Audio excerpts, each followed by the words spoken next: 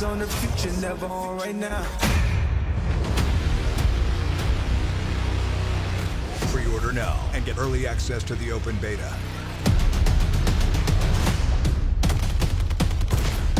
Legion on station. Weapons free. Legion inbound!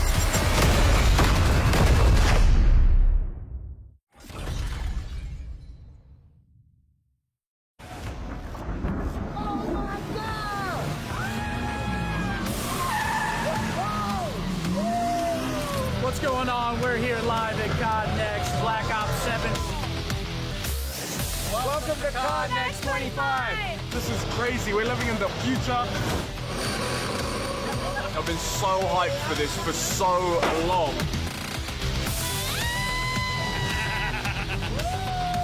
There's so much things to do here. Showtime. Yeah.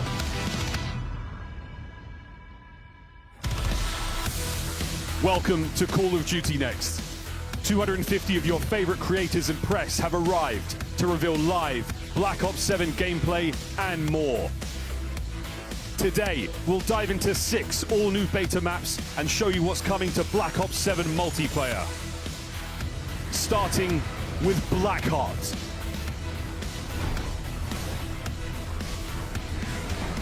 The Forge.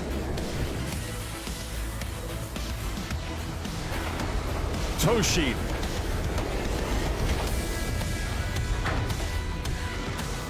Exposure.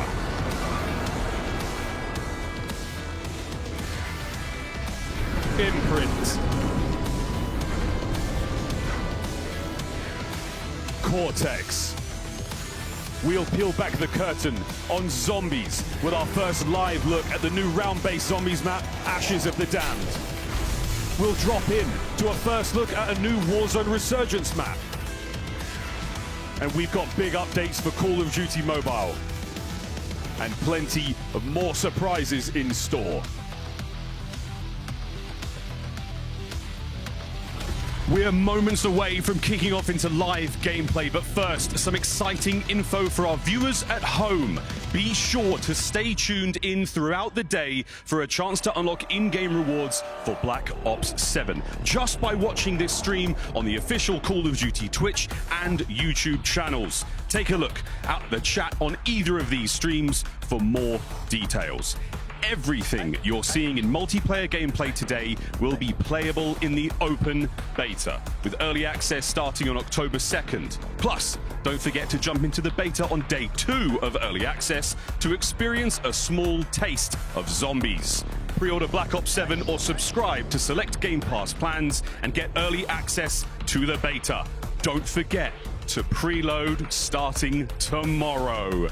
I'm Miles Ross, here now with Stephanie Snowden, Senior Director of Studio Communications, and we are thrilled to be joined by some of the team from Treyarch. Max Grantz, Yael Miller, guys, welcome to the Omni Room. Happy to be here. Happy to be here. We are about to see Black Ops 7 gameplay here today. But before we begin, Matt, you got to walk us through what was your approach to designing multiplayer for Black Ops 7? Well, that would take many hours to really talk through. Long answer. I'll keep it brief. So it really started with that 2035 setting, right? The amazing 2035 setting really allowed the team to get their creative juices flowing. Of course, 10 years after the events of Black Ops 2, right, which means we can really tap into that gold mine that is Black Ops 2, the content. You're going to see a lot of your classic favorites, of course, a ton of brand new content in the beta at COD Next and at launch, but really being able to just dig into that future setting, a lot of fun. Now, Yael, we introduced Omni Movement in Black Ops 6, and that was a massive innovation, but you guys at Treyarch have really continued to refine core movement. What can players expect to feel today and in the beta? I think, as Matt said, we really started by looking at what would that 2035 operator do, and started looking at different ways we could improve movement. So things like wall jump have been added, and just different ways to attack maps, and then also just looking at everything and really refining and building out the most fluid movement we've ever done, and we really feel that leans into everything that makes Black Ops 7 great. I cannot wait. And guys, it's now time to jump straight into gameplay. We're wasting no time whatsoever. Thank you so much again, fellas, for your time. We'll be back in a moment, but for now, the first look, live gameplay of Black Ops 7 here at COD Next. Take it away, casters.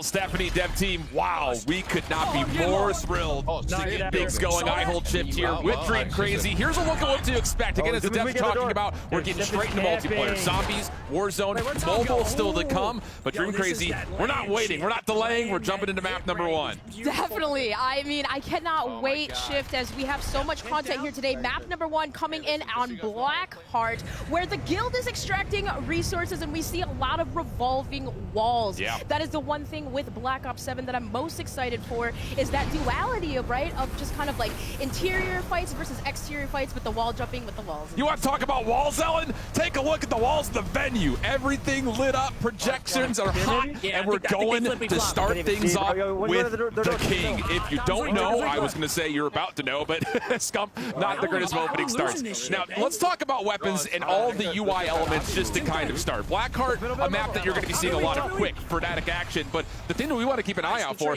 is what weapons, what field upgrades, what are the things that these, pro players, former pro players, major content creators are going to be using today. Yep, and then Scott, he has a sub in his hand, right? This is the Dravik 45. Black Ops 7 is bringing in 16 new multiplayer weapons, 30 in total, right? But in the beta, this is a weapon that's fast. Obviously, as you can see, Scott, he is slaying out of his mind, but this is an exciting one to see as the duality of the perks. We're going to see a lot, probably tech mask, right? Just kind of just utilizing the stopping stuns. Yeah, it's going to be interesting, I think, to see, for those that are avid fans of the Call of Duty franchise, you hear the devs talking about how this is a spiritual successor to Black Ops 2, but it's in a reinvented, new, nostalgic way that ties into the old while still building on the new. I think, for those that really enjoyed Omni movement from Black Ops 6, you're going to be able to still feel that thrill, that surge of adrenaline kind of bouncing through the map, but the big thing is this jumping mechanic. And as we start to go from player to player, creator to creator, you're going to see some players have really honed in to what exactly they can do off that wall jumping. And of course, here at Call of Duty Next, our official CPU and GPU partner of Black Ops 7 is AMD. So make sure you check them out if you're looking to improve and optimize your PC at home. I love that you point that out because, yes, that's the base thing, right? We increased the base speed, and now we're looking at not having tack sprint. So we saw some of these players, right? They're not using dexterity, so you kind of see a little bit more clunkiness coming in the UI here, but dexterity being a very big factor when it comes to moving faster. Yeah, loadouts, perk buildouts, it does feel like this year throws a little bit more weight onto what you're going to do. I know that there's been a lot of conversation surrounding some of the elements in movement, talking about obviously the Omni movement still carrying over from one title to another, the wall jumping, but also keep in mind just the base level at which you sprint at. We'll talk more about that throughout the day, and we'll get a couple of in-hand looks to kind of see what that looks like, the tack sprint versus not really having that in this game. But I will tell you, when we had a chance to play just a couple of maps yesterday, the game feels really smooth and really consistent, still building on the core elements that we were seeing from last year. The M8A1, a gun that we have seen consistent. I was getting murked with this one, as it is at Symphony's using it quite well, a 2-burst weapon, but this being very, very powerful. We'll see a lot of players probably using this, and as you can see, Corsair, right? Prepare for battle, official gaming hardware and peripheral partner of Call of Duty. So Corsair, so much Call of Duty Next. It's absolutely the case. And I will say the Peacekeeper, another weapon that a lot of people were curious to see in terms of that kind of more main style AR. Is it going to provide, an AR title this year? And I will say, watching some of the players that are in the CDL and those long-standing content creators, whether they have competitive experience or just a lot of in-game experience, watching them use that Peacekeeper has been really, really enlightening. I think it's really got a level of balance built in with the draft that you were talking about. The SMG versus AR feels very neutral right now. So, well, if you're looking for an honest take, don't go much further than Legion stream. He'll give you every emotion, reaction, and feeling he's got. Oh, gosh. Yeah, I mean, reaction time, right? You have to be fast when it comes to some of these. I love the perks, right? The hybrid perks, some of the specialties that you can equip. As we saw Legion using that. But look at Aiden utilizing, diving around the drill for Blackheart. That's what we were talking about, the grinder pit. You have to jump over or diving bell to take flanks, right? So that's an area that you have to be careful with. Exactly the case. EWC champion in Warzone. But as you see it, again, you saw him bouncing from wall to wall to wall. You're going to need to get yourself a level up on the opponents that you're going to be facing in the beta. So go ahead and head over to Scuff, gear up for Call of Duty, the official controller for Call of Duty. Get those back buttons going, make sure you can bounce freely, get those stead slides out of the way, and make sure that you're moving like the best of them. Moving like the best of us. Oh, the best. You don't want to die like the rest. Aiden utilizing that wall jump feature. Oh gosh, bounce. And even utilize that to even kind of like jump pink over situations. But look at how quick Aiden is moving. And in typical COD fashion, we love to see maps like this kind of catering to pub and comp players, right? Yeah. You're going to see a blend of everything. And we're going to talk a lot about the map design and hear specifically from the designers themselves later in the show. But I think one of the things that old school Call of Duty players are going to recognize nearly immediately is the reinstitution of a lot more of that traditional kind of 3-lane style map. This one in particular is exactly that. It feels, you know, in a way that you can get from lane to lane very quickly. It's got a nice central area, a couple of decent POIs where you find a lot of the engagements that you're going to get. And like you mentioned, it's not small, it's not large, it's just that perfect little middle ground of building in that balance of finding good engagements while at the same time still being able to feel like you can finesse your life and extend possible score streaks like we're seeing here for Anna. In Call of Duty history, the maps is the most important thing, and I think for these players, they're looking at that. Like, do we see 3 lanes? Like, you know, do we see kind of like height advantages, disadvantages? And, well, even just to kind of the central drill area, there's a lot of fights that do take place that are close range in here. And, yeah, something like the Peacekeeper, having that weapon that you can take medium to long range fights, but also close range. Peacekeeper's a good one, and the Dravik has been a sub that we've been seeing quite often. FIFA Joe just dropped. This is quite the lobby right here. Legion, Swag on the other side, getting FIFA down, but you know that FIFA is going to bring some energy, and yeah, he's trying to bounce from wall to wall. And that's the other thing, and you'll notice as we start to see the gameplay more, I really want you guys at home to lock into it. 3 jumps is about as much as you're going to be able to pull off, but it does decay over time. That first jump feels like you're on a pogo stick. The second one feels like you're just on a little bit of a grab boot type situation, but the third one does kind of sit, you know, in this world of, okay, you kind of fall out of the sky. But that's map number 1 for the most part. Stephanie going to kind of finish off on her lobby here. And I will say, I think as you've seen so far, our show is really dynamic. And this year, it takes place in quite the exciting venue. And to tell us more, we've got Lottie down on the floor. That's right, Shift. We have 250 creators joining us live in Las Vegas in this massive projection-based room. Now, of course, they're going to be streaming their individual POVs on Black Ops 7, so you can go to their streams, catch their POVs, see what they're up to on the game. But now, we had so many epic creators that we wanted to bring to Las Vegas, we needed a second projection-based room. And I have my very good friend, Chris Puckett, over there right now. What's it like on your end of the pond? Lottie, this is an international fiesta in this room. Let me tell you, the LATAM crew, they are sniping heads. I got Portuguese being yelled at here by 9X. The Brazilians are going crazy. But I gotta say, this venue, this thing is nuts. After the show, we're gonna be renting this out for the Code Bowl because everyone knows the Call of Duty Endowment Bowl number 6 presented by USAA is airing right after this show. You know what, Chris? I love Code Bowl, and I've got to say, you guys at home, you're lucky because you get to watch the US, UK, and Canadian military esports teams duke it out with your favorite creators dropping into Verdansk, and of course, to get their hands on that coveted Code Bowl trophy. And of course, they're giving away Call of Duty Black Ops 7 beta codes and Black Ops 6 in-game rewards, revealing the Endowment's new pack in Black Ops 7, all while helping veterans find high-quality jobs. Now, I have to ask you, Puckett, and put you on the spot. What team are you rooting for this year? I mean, it's Black Ops 7. We're in the future. It's a no-brainer. I'm going Space Force. They already launched 1 trophy into the atmosphere. Let's get another one. Let's get 2 satellites up there. What do we think? All right. I'm liking what I'm hearing here, Puckett. We'll have to see. Cross your fingers for the space team. But we're going to head back into some more Black Ops 7 action. Enjoy, folks. Lottie, Chris, thank you so much as we jump back into Blackheart and back on board with T-Dog. He's feeling himself. I talked to him a little bit yesterday after they did their tech chest, and he's just like, brother, I don't know what it is about this game, but I feel like I'm him. Yeah, like it's so smooth, right? And I mean, you can see him displaying that. But one thing that I think we really need to highlight is the overclock feature, right? We get this extra overclock feature, which basically allows you to upgrade your equipment. So, like, you have a stim shot, right? You can overclock that and essentially make it last longer or debuff, you know, anything that comes your way. So it's pretty cool that we have that feature in buffed equipment. We'll point your attention to it as we go, because yeah, the field upgrade is really interesting this year. We're bringing back things like active camo. Of course, trophy systems are still in place, which I know a lot of players that are looking to play more of that competitive style are going to really enjoy the fact that the overclock gives you more deletion of incoming utility.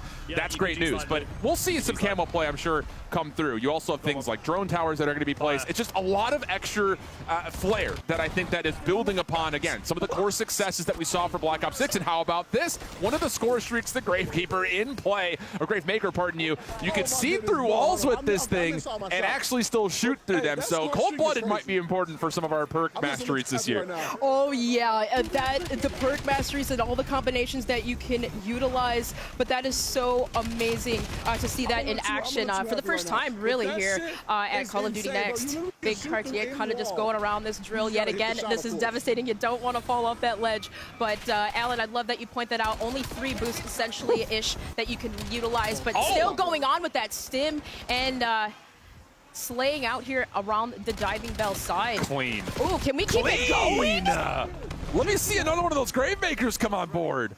Let's stick here, Ops team, because we're seeing some gameplay right now. And I'll tell you, we're going to see some pop-off moments with the movement and almost a moment right there. Again, just a little jump, and then you find yourself near a wall. You can essentially boost yourself a little bit higher. Really awesome to see that level of elevation be added into the mix. That's not his dog, but you don't want to pet that dog. Oh my gosh. So with that too, kind of like some of the hybrid perks, right? Support, offensive, you can gain bonus streaks. So maybe in pubs they want to do that. Indeed the case. So that completes our first instance of Blackheart. Up next, a deep dive on all things new Black Ops 7 map regarding. But we'll be right back. More Call of Duty coming up after the break.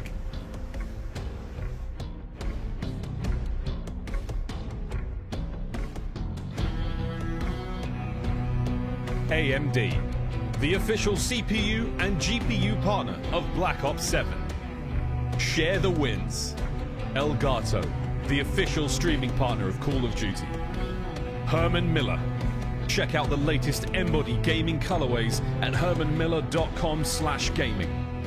Xfinity customers get early access to the Black Ops 7 open beta. Visit xfinity.com/rewards to claim your code today. You're invited to the Little Caesars Call of Duty Challenge. Open the Little Caesars app, accept and complete the challenge. You might win a copy of the new Call of Duty Black Ops 7. You'll also be entered for a chance to win the grand prize, a trip to an Activision studio to squad up with George Kittle in a 1-hour epic Call of Duty battle. Complete the Little Caesars Call of Duty Challenge today. Welcome back. We are very excited to talk more Black Ops 7 multiplayer. We are joined by more of the Treyarch team. Miles Leslie, Associate Creative Director, and Brittany Perello, Senior Producer. Guys, welcome to the Omni Room. We made it. Let's go. Now, we just had our very first look at one of our multiplayer maps in action. That was Blackheart. But Brittany, that's just a taste. So what can we expect on launch maps? Yeah, we've got maps. We've got 18 maps at launch. 16 are 6v6 maps. Out of that, 13 are brand new, and we've got 3 Black Ops 2 returning favorites. We've also got 2 skirmish maps for our 20v20 mode that take place in Avalon. Nice. It's really in a variety of sizes, leaning more medium, but we'll have some of those fast frenetic drops in here too. Awesome. What a map portfolio for launch. Now let's take a closer look at these launch maps. Yeah, we got Colossus here. So this is a BO2 callback. It's falling into the ocean. This map is super fun, looks amazing. Next is Den, Japanese castle that's been taken over by 2035 technology. Also a lot of fun with some wall jumps on the roofs there on the side. And of course we've got Express, one of our favorites. Watch out for that train. We're now in Japan, so it's looking really cool. Hijacked, another one now set in the Tokyo Bay. So cool. Fast, frenetic, classic. And Homestead is David Mason's childhood home, which is awesome. We could bring it back in a really cool way. Really fun map under the Aurora Borealis in Alaska. It looks amazing. It's got some technology there that's kind of smashing into it, really fun. Paranoia, this map's amazing. You talk about Black Ops, we're leaning into the mind bending. We're in David Mason's mind, and you need to escape the nightmare here, which is a lot of fun. Looks great, plays super frenetic and fun. And we got Raid. It's Yes. beautiful now. Yes, we do. In the Tokyo Hills, our iconic competitive favorite map is back. So excited. This one's a lot of fun retrieval. You're in the Alaskan wilderness, and actually if you run through the snow, you leave behind footprints. So it's pretty cool to try to track some players through that. That's right. And Scar's next, and this is another Alaskan town, but we've kind of smashed it where this town's been taken over by technology. Collateral damage. Flagship is an awesome, another callback. USS Obama from BO2 now being decommissioned. Fight through it. Sparks are falling on you. Robots around you. It's a lot of fun. Yeah, a lot of variety too, but with beta this week, you know, we need to take a look at what we're playing. We need the tips from you guys, so let's take a look at the maps coming to beta. Yeah, we've got 6 multiplayer maps available in the beta, all that you're going to be seeing today, watching the best of the best play. Yeah, it's really exciting. The first up is Cortex. So, human testing site. People in tubes are going to fight around, use it as cover. Very frenetic, very fun. Lots of cool Overwatches, my side versus your side gameplay there. Blackheart, which you've seen, of course, this Avalon offshore oil rig. Ties to the campaign. It's got a rotating center and some really unique wall jump opportunities. Careful We've with the got wall the jump. Forge here, we've R&D facility, cutting edge technology on display, and you've got some cool dynamic cover in the middle here. Exposure set in Australia. We've got some really vibrant colors, some cool wall jump opportunities up in that rotating container. Get some cool power positions right in the middle there. Imprint is a 3D printing facility that's actually making technology of war. You get to step through the whole process as you're doing it, and it's got a moving platform in the center of the map. And you've got Toshin. It's gorgeous, vibrant colors here right in urban Tokyo, and you got that crash site in the center, some really cool jumping in the center, and really awesome landmarks. Pretty awesome landmarks. Everything looks fantastic. The color palettes, everything. Got all the landmarks. We've got all the landmarks, and I've played a few, and they are very, very fun indeed. Beautiful stuff. Let's talk about how they play, though. I mean, how did you guys come to, the approach for designing these maps? Yeah, so we've got our classic 3-lane design style for Treyarch, clear definition, good path clarity, and really controlling those lines of sight. You can also see all of those spaces crafted for wall jump. You can get to traverse places faster without mantling, getting some really cool power positions. And there's a few must jumps that we use sparingly, but A must jump, you say? a must jump. But we really wanted to make it look like anything that feels like you can jump on it, you can. So have some fun. Totally intuitive. Yeah, and I've worked on every single Black Ops, and when you talk about the classic feel, like Brittany talked about, these maps have it across the board. Of course, they're bringing something new with Black Ops 7, but for me, an old-timer, there's a lot to love there. Come on. They You're an stand OG. right next to the classic maps as well. So Raid, forget Raid. You got some new maps now. No, I'm just kidding. We love Raid, But we got some new ones now. I also know, you said it before, but the landmarks, like, I know Brittany is a shot caller, so I know those call-outs are going to be on point in these Always. maps. But Miles, visually, we have a ton of variety in terms of settings, in terms of looks. How did you guys think about that? Yeah, for us at the portfolio level, we wanted to make sure we had that variety. That's what Black Ops is. You're globe-trotting, you're going everywhere. We're in Avalon, we're in Alaska, we're going to Japan, deep into it. We're going into the mind. Only the things Black Ops can do, we're delivering that. Lots of unique gameplay, as you saw, lots of unique visuals, and all the landmarks. And we got more gameplay to get to. Casters, over to you. Thank you, Stephanie. Appreciate it. Shift back with Dream Crazy again. And as you see behind us, everyone's locked in. We couldn't even bother to try to talk to anybody. They're all locked into their streams, ready to go. And we're going to take a look at our second map here coming up, the Forge. As you heard, research and design base. But the real interesting thing about it is that dynamic center. The walls rotating around and pivoting, making that a very interesting battleground as we raise up into the Forge.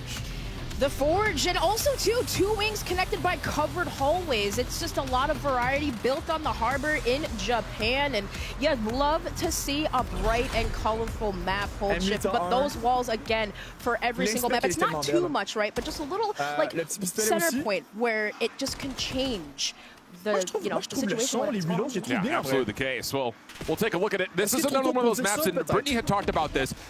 Taking the ability of wall jumping to stop yourself from mantling and getting to those higher grounds faster. I will say, this is one of the maps that I got a chance to play yesterday, and I did feel the benefit of bouncing off of things to avoid that mantling mechanic and that animation to try to get you into the fight a little bit faster. That mixed with dexterity, your ability to try to zero in and center up a little bit faster too, really does make that elevation and that high ground battle a little bit more, I would say, feasible for those that find themselves on the low ground battling against it. I love that you say that, because it really just tests the player to, like, you know, kind of, you know, do you want to cover, you know, cover versus mobility type of mindset, right? Yeah. Moving around this map, though, you know, you can see here pros just utilizing, again, that M8A1. And for AR players, for these height advantages, for those power positions, it's really useful to climb up in those high ground, you know, and hit the high ground and lock it down on the map.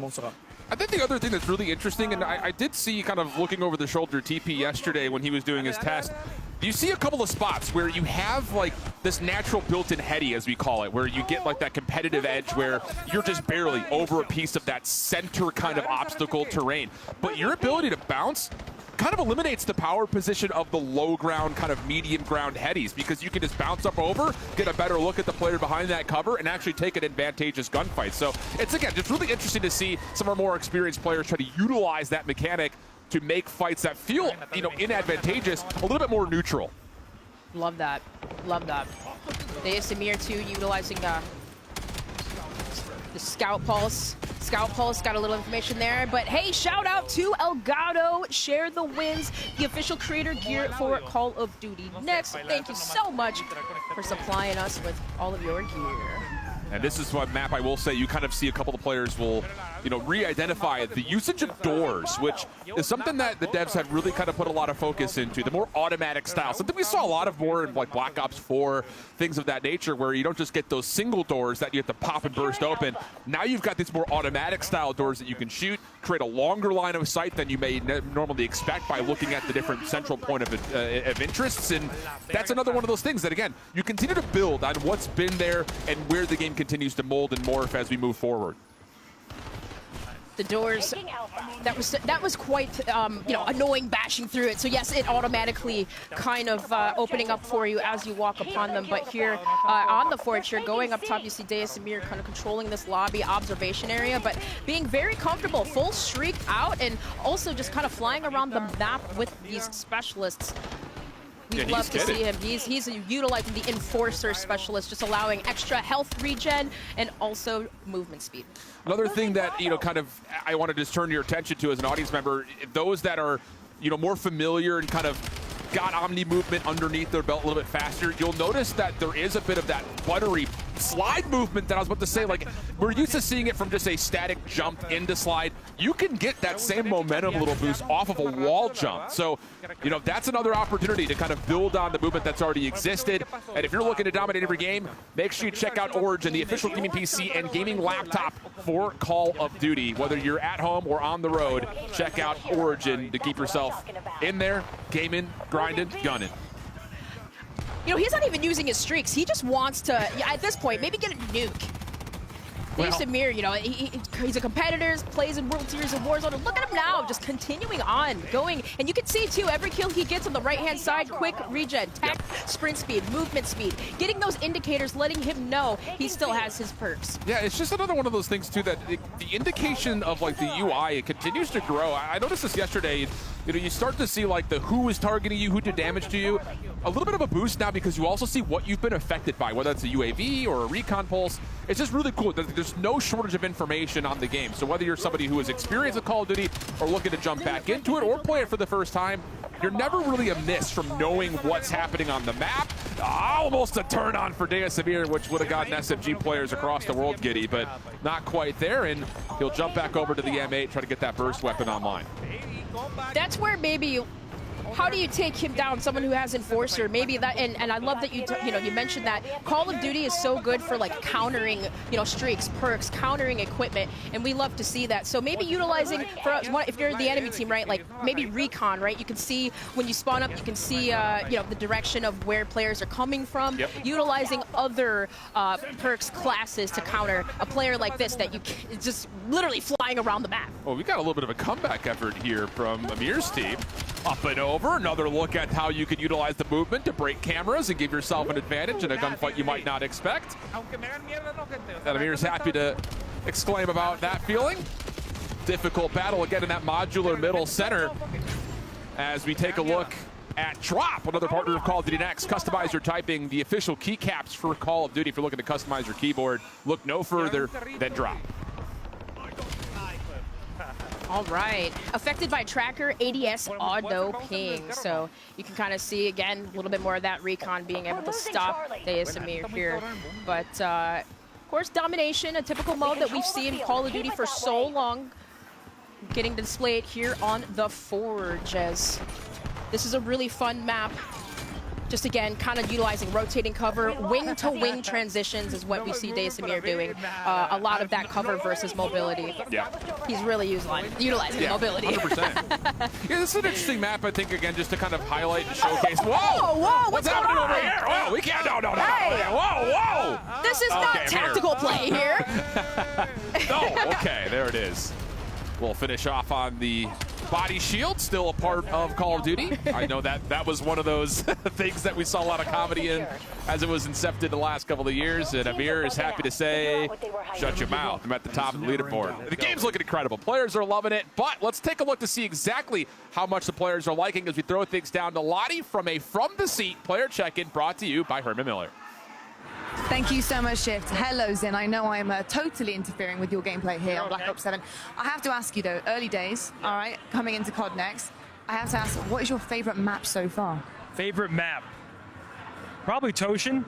I like the Japanese vibe. I haven't been to Japan yet, so it's the closest thing I got. And so far, it's very, very vibrant. All the maps are very vibrant, which I think is very good. They're a ton of fun. But Toshin, I think, is my favorite right now. All right, love to hear that. Now, we have a room filled with epic creators, of course, one being yourself. But if you had to 1v1 everyone in this room, are you coming out on top? Who would I play, or would you come out on top if you 1v1 everyone in this room? Yeah, it's a guarantee. Hex might be difficult, Duke Dennis might be difficult, but everyone else I think I can handle. All right, and who would your hardest competition be in this room? Hardest competition in this room? Probably Hitch. Right. Really? He's got the gunny like that? Probably Hitch. That's not a friendship thing. Sorry? That's not a friendship thing, huh? No, not at all. Okay, not at all. And how? Really good. He's just really good. I'd love to hear that. How are you finding Black Ops 7 so far? Are you loving it? Yeah, I am loving it. I'm not sure what we're allowed to say, but they showed us a lot of cool stuff that I think everyone should be really excited for. Like for me, maps is the most important, and so far I'm loving what I'm seeing. The M8's a ton of fun to use, right? Very nostalgic, and I feel like it's actually very well balanced. SMGs are fun. I love the wall bounce too. It adds for some, playing against Shotzi might be a little difficult, but it's fun. Zin, thank you so much. You're such a good sport. Back to the game, back to the lab. Thank you very much, Zin. That has been your From the Seat player check-in brought to you by Herman Miller. Lottie, thanks so much. Zinni doing maybe a little bit of, a little green wall service right there. But it does look like they're enjoying the game. And I will say, again, talking to players of all sorts and kinds, they are really, really loving it. And by the way, every single player here at COD Next are currently sitting, or should I say lounging, in Herman Miller chairs. Herman Miller is proud to be the official chair partner of Call of Duty Next.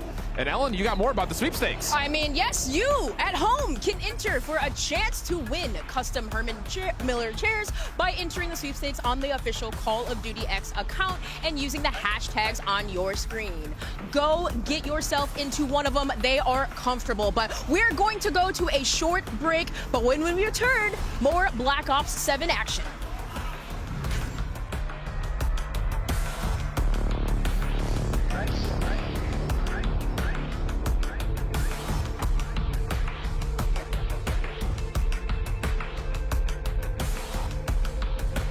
Change your game.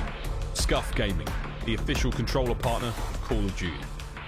Hamilton, equipped for precision.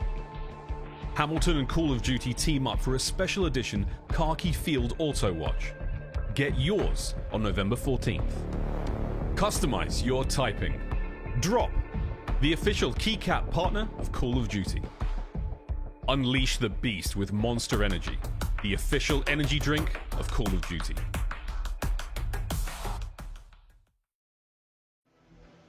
I'm here with Pablo, senior game designer here at Treyarch. So we're going to be talking about weapons today. I don't know where we even start. What have you got in store this year for us with Black Ops 7?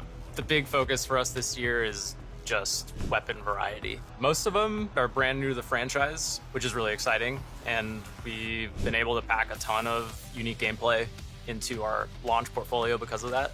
I think one great example would be a new shotgun. It's called the M10 Breacher. It's a pump action, but it's got a twist. If you hold down the trigger, you'll charge it up, reduce its spread, and then can fire and release and land some of those mid-range shots with a little bit more accuracy. And then obviously heard a lot about classic Black Ops 2 weapons returning. Peacekeeper and M8A1, I think, are two great examples of our weapon goals. The Peacekeeper blurs the lines between AR and SMG, and the M8A1 obviously has its 4-round burst. Still extremely lethal, I will say.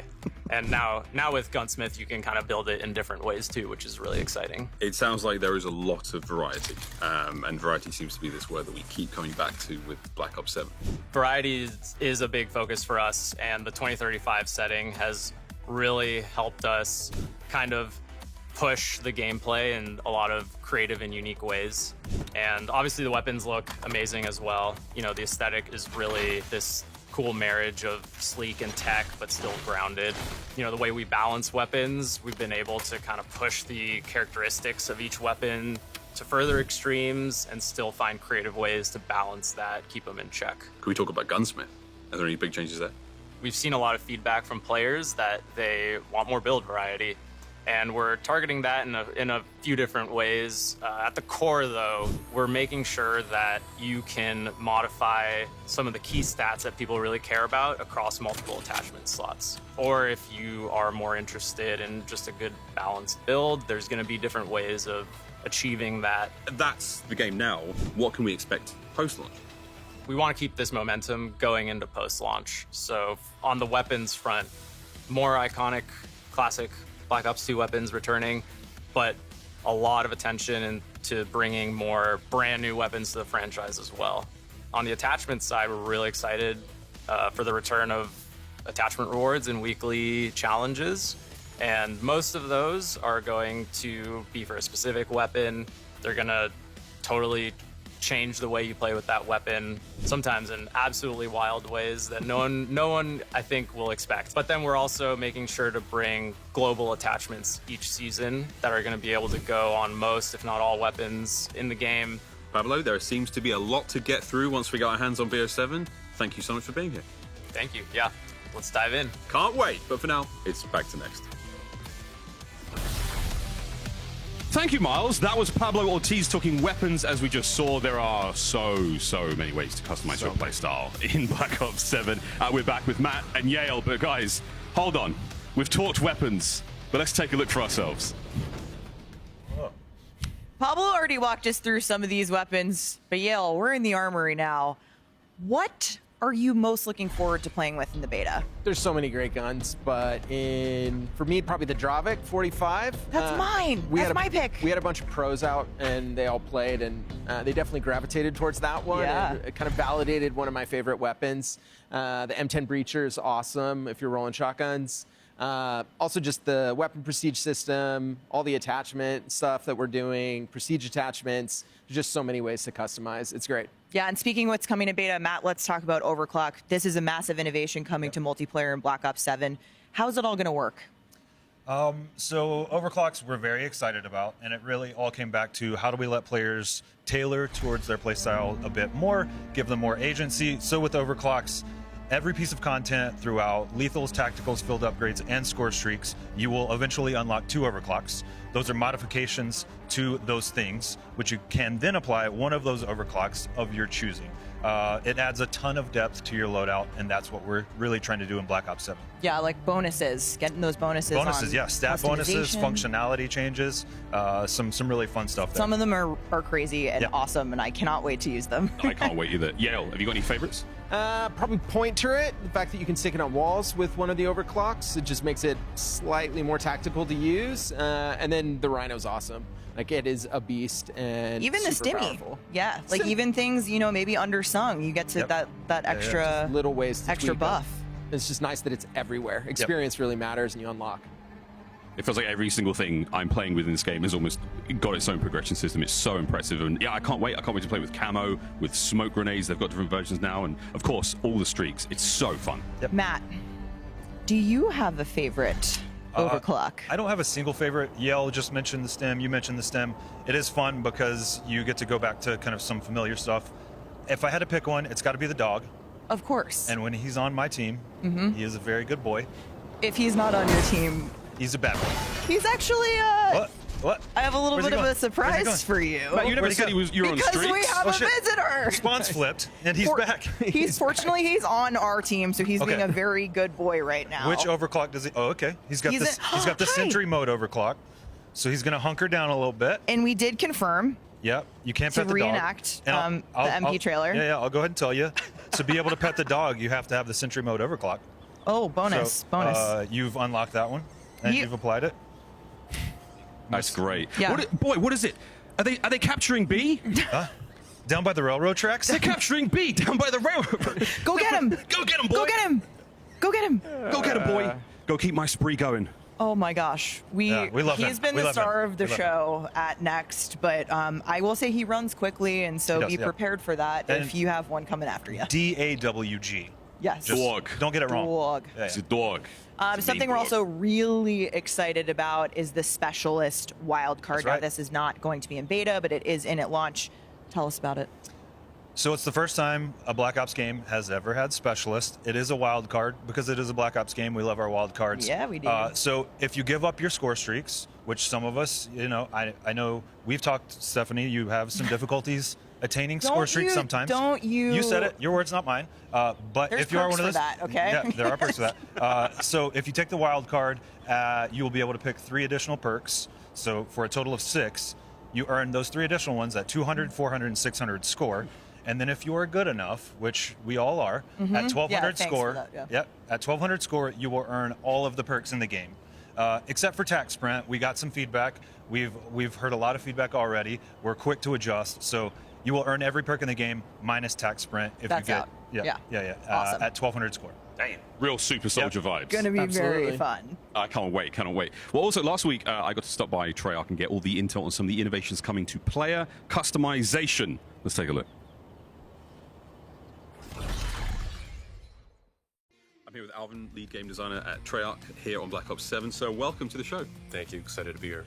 I'm excited to get my hands on the game. I'm very excited to see how I can customize my playstyle, which feels like more than ever in Black Ops 7. But the number one change I'm most interested in is the overclock system. Can you explain the philosophy behind that?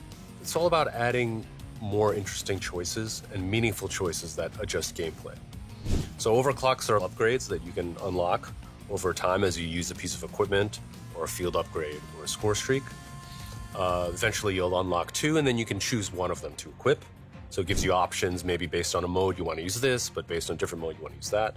One of my favorite examples is the new dog score streak has an overclock that adds a sentry feature, which turns it into this really powerful turret.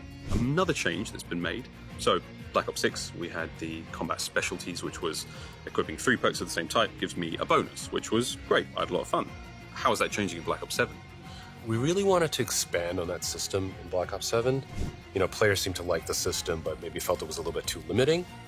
And so with hybrid combat specialties in Black Ops 7, you can experiment with playstyles, and you can mix and match. So as an example, say you like offensive and stealth perks. Now you can equip any mixture of those. Boom, you're going to get a cool new hybrid bonus tied to those things. Staying on perks, there is a big addition to the game for the first time in Black Ops history, the Specialist Wildcard. What is the Specialist Wildcard? We were just talking about perks. We got a lot of cool new perks. Why not let players play with all of them? And what this lets you do is earn extra perks instead of your score streak. So you equip this to your loadout, you add more perks, and then you earn those on score. And then eventually, if you earn enough score, you can get all the perks. Thank you so much. There is so many choices to be made now as a player. My playstyle, truly, I'm going to go deep in that beta. I cannot wait, mate. Really exciting. See you in the beta. Thanks, Alvin. Back to the guys at Next.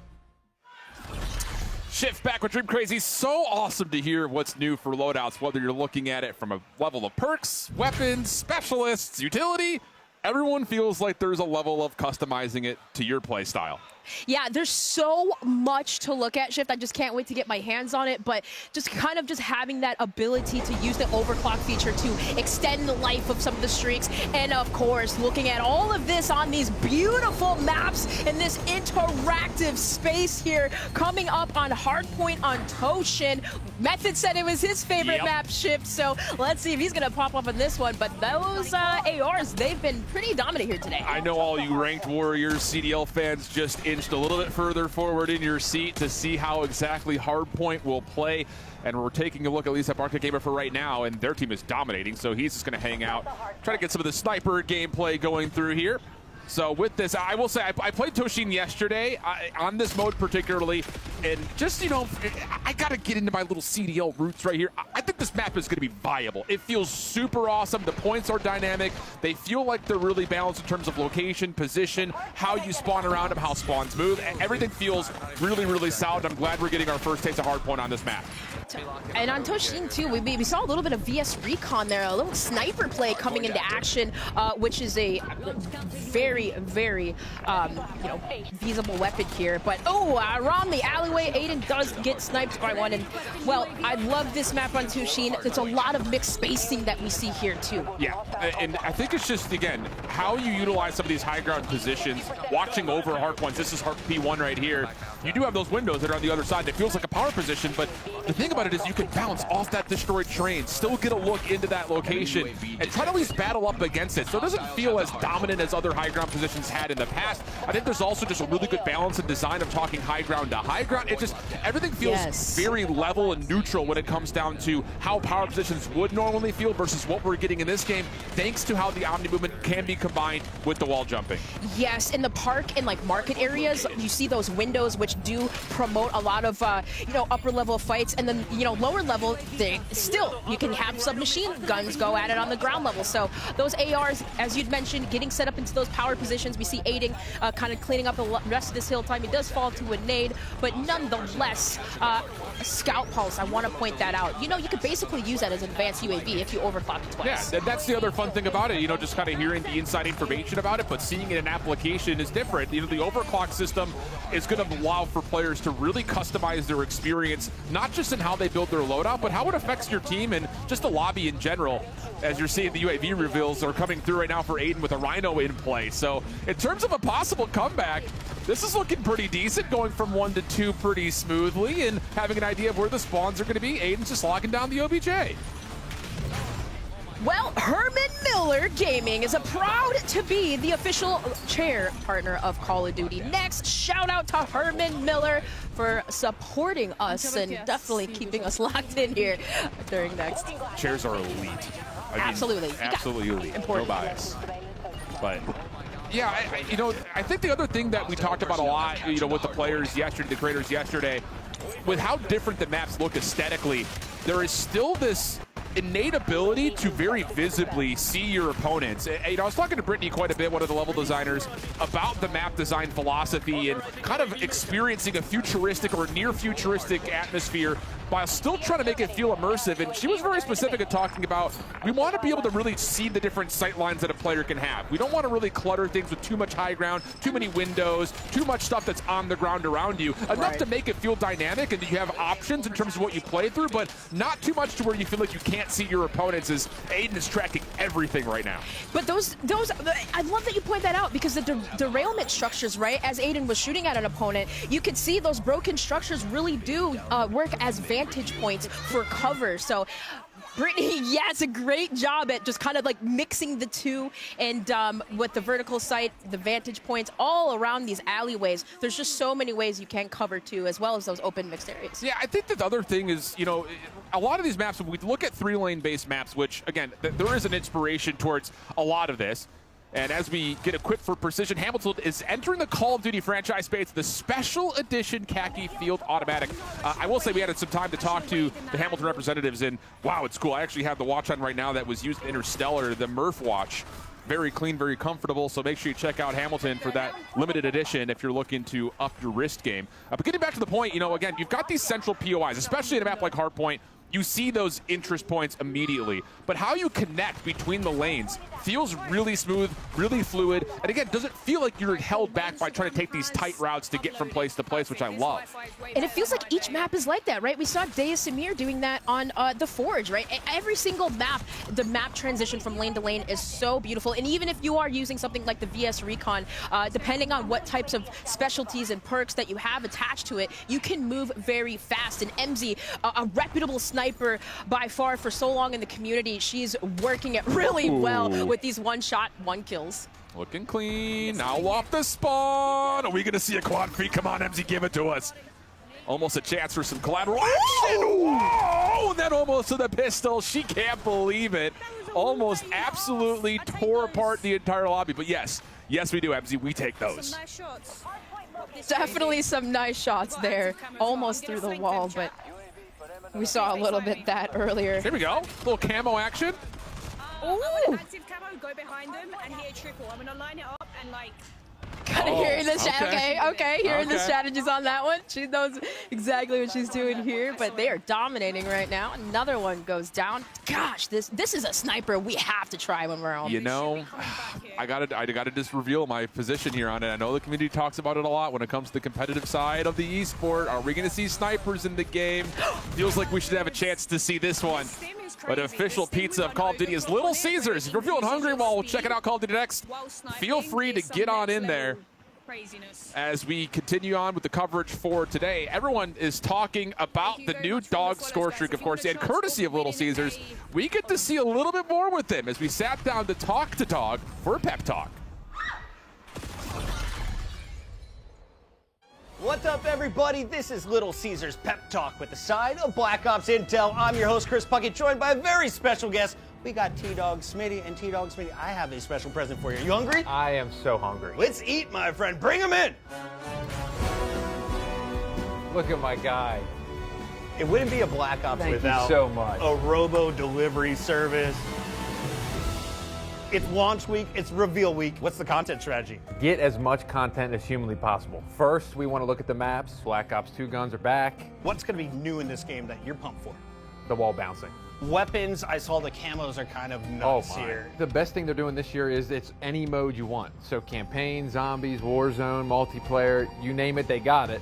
Give me the day one. I need to get to Prestige as fast as possible loadout. What are you running? Holy moly. The M8 felt really, really good when I used it.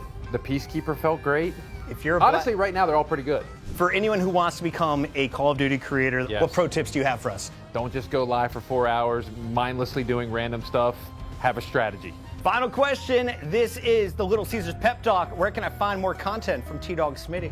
YouTube.com/TDogSmitty. For all of you at home, it is time to open the Little Caesars app, accept the Call of Duty challenge, complete it, and you could win Black Ops 7. Yeah, a free copy. And you are also entered for a chance to squad up with George Kittle, maybe T-Dog Smitty.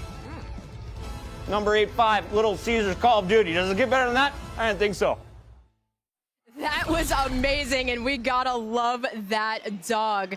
By the way, our creators are rocking Corsair peripherals throughout the venue, so you at home can enter for a chance to win the peripherals bundle by entering the sweepstakes on the official Call of Duty X account and use the hashtag below.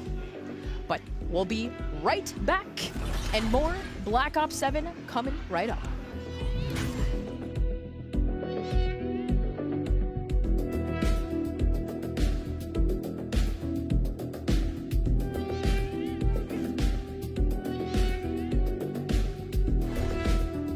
Dominate every game on a big screen TCL QD Mini LED TV with 144Hz native refresh rate and AMD FreeSync Premium Pro.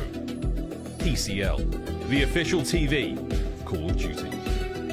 Experience the world of Call of Duty with Corsair, the official gaming hardware and peripheral partner of Call of Duty. Operators, get ready to ride the special edition Polaris Razor Pro R and Sportsman XP 1000 vehicles, dropping soon into Call of Duty Warzone. You're invited to the Little Caesars Call of Duty Challenge. Open the Little Caesars app, accept and complete the challenge. You might win a copy of the new Call of Duty Black Ops 7. You'll also be entered for a chance to win the grand prize.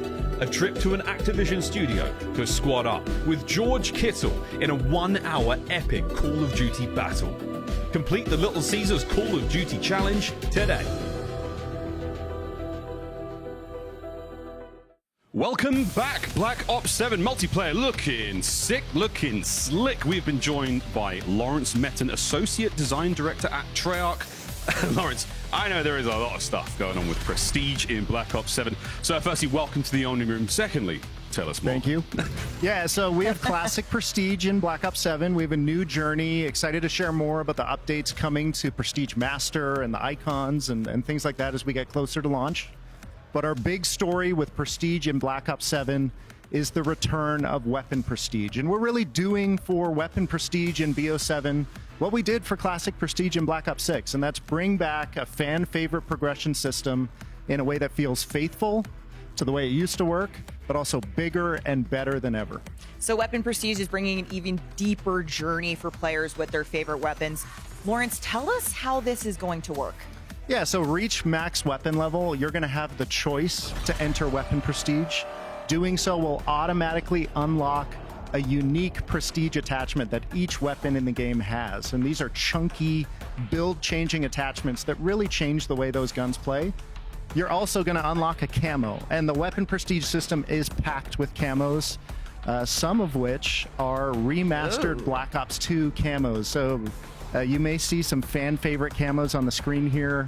You know we had to do graffiti camo.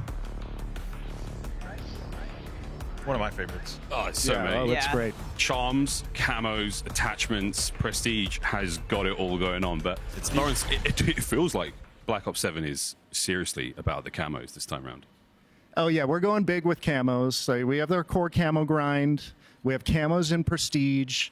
We're going to have camos in our live seasons. So weekly challenges, we'll have 2 camos per season, an animated camo to chase for completing that system. We're going to have camos in our seasonal events. And I mean, we're going big with camos. There's a redacted camo. We heard people like camos. The jacket don't lie, folks. The jacket don't lie. Yeah, he came prepared. Like we were like, there's only one thing you're allowed to wear. He's working through his headshots. He's early in his journey. I'm 5 headshots in on this thing. All right, I know we all love the camos. Matt, what's your favorite one? I mean, so Lawrence mentioned we've got some remasters, some reimagines. I worked on Black Ops 2. One of my favorites. It does relate to a breakfast meat. You know, I've been outside your office with signs picketing for this one. You have been sliding bacon strips under my office door. Subtle, but we took it. So hey, I'm gonna go with bacon, backing camo, and it's never looked better. It's sizzling in this it is game. Hot. It sizzles. It's greasy. It's all of the all the things we need it to be. Okay, so while we unlock these camos and more throughout this progression journey, the best part is if you make something awesome, you can now share it with your friends. A first now in Black Ops. Lawrence, can you explain the sort of the build share for us? Yeah, weapon build sharing. We've wanted to do this for a long time. We've finally been able to do it with Black Ops 7. You can send a build you've created directly to a friend. You can grab a build from the kill cam. So if someone's got your number in a match and you're like, man, what's that guy using? Grab that build, throw it into your loadout for the next game. And then you can also share via a build code. So right in the gunsmith is a build code. Edit a build, edit a weapon, and that build code updates. Anytime you see a screenshot of the gunsmith posted to socials or out of game, grab that build code, throw it into your game, and you're rocking that gun. Yep. My days of digging through the spreadsheets are over. Yeah, I can join I'm so excited. I'm going to join my pro friends and be like, what's the build? They're like, here it is. Bang, straight into my loadout. Sick. That's so cool. It's, I spent a lot of time on the social medias looking for meta builds. So I no longer have to do that. I can just grab a code. And I will also, we saw Pablo talking about our weapons earlier. I will often hit him up on a Saturday night and be like, hey, if you want to know anything, what is the best Pablo's weapon, Pablo? And now he can just send me a code. Yeah. Pablo build codes are blessed. If you get a build code from Pablo, you know maybe we will be blessed and get one from him closer to launch. But we've already seen quite a bit of gameplay today. But one thing we have not seen is modes. More modes, new modes. We need to talk about modes. So we are talking about Skirmish. That's right. Which is not in the beta, but will be there at launch.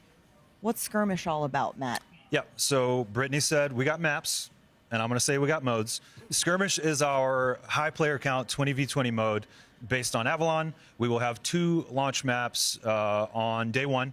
We'll have Mission Edge and Mission Tide. They're very different. We've got one kind of skyscrapers, ritzy, glitzy, glamour, wingsuit, grapple all over the place. Then we've got one that's a bit more grounded and plays a bit more like a familiar multiplayer play space. we love our high player count modes at Treyarch.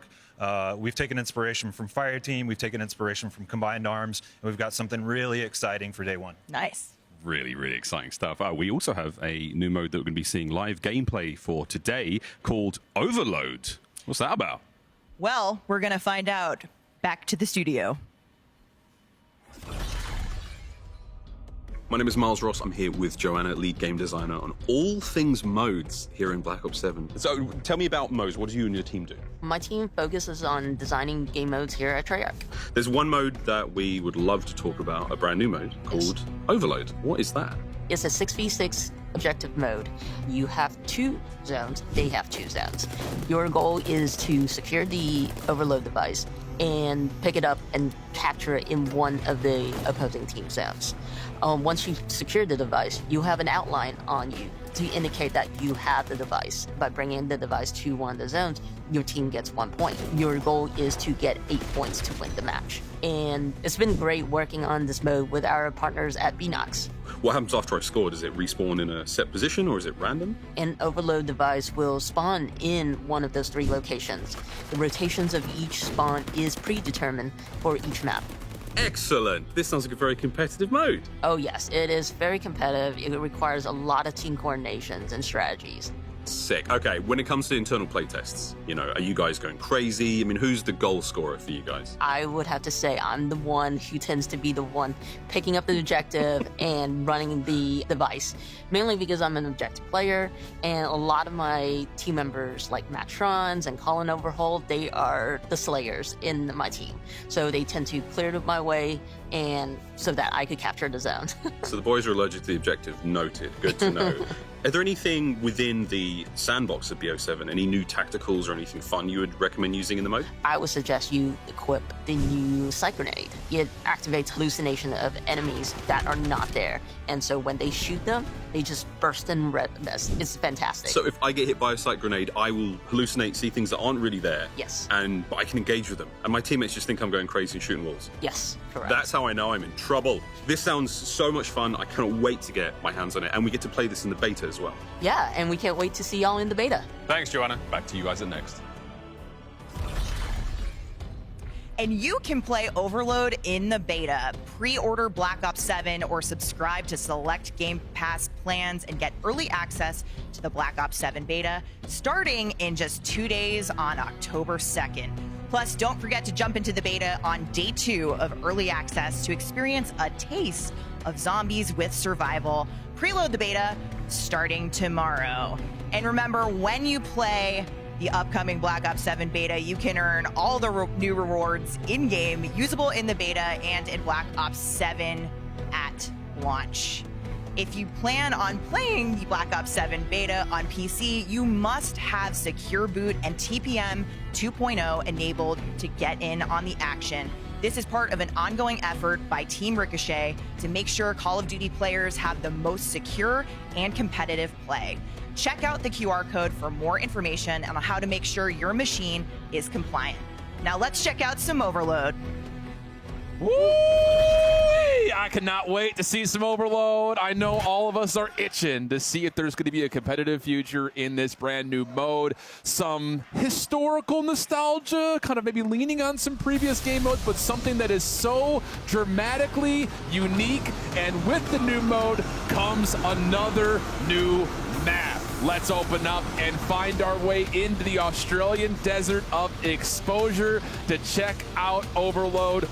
Take me through just this first half of the game that we're about to see here, Dream Crazy. What are we looking at? This map looks wild from a standpoint, but you really do have the ability to work to the sides. We have a suspended guild crate, which allows jumping across ladders to gain higher vantage points. And then you have this indoor control room, which kind of acts as a node for, enclosed areas, good for holding exits and entrances. Absolutely the case. Again, some of the keys as we see Simp's team run away with an 8-1 victory.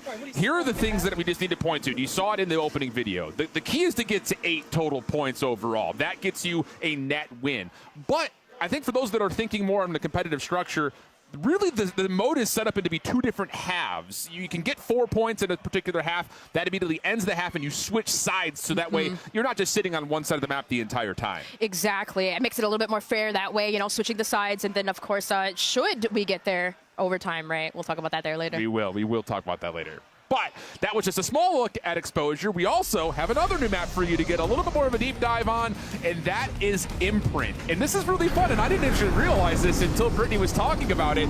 As you run through some of the snow parts of the map, you actually leave footprints behind. So not only is this a 3D printing-based facility, but Imprint also lends towards that other new mechanic of being able to see some of those snow footprints as you walk through. Now I gotta ask her, do we hear the crunching? Does it really get that realistic? But that's something we've heard before. Hopping here on Imprint, this is also another one with an inner facility, right? You got a lot of these fights in the center part of the map, and then also those hazardous drops around the map, but also an inclinator that lifts and controls lifts people up in those snow zones. Indeed the case. And this is also an overload mode that we're seeing at the moment. And another thing to point to, that overload device has 3 different spawn points, and you heard Joanna talking about it, per map. They're set locations. But where it spawns may determine what exactly your setup and strategy is going to look like as you try to score, whether that be at the A or the B point. So really interesting dynamicism being brought into this new game mode that I think, again, fuels that competitive spirit that we're all looking for.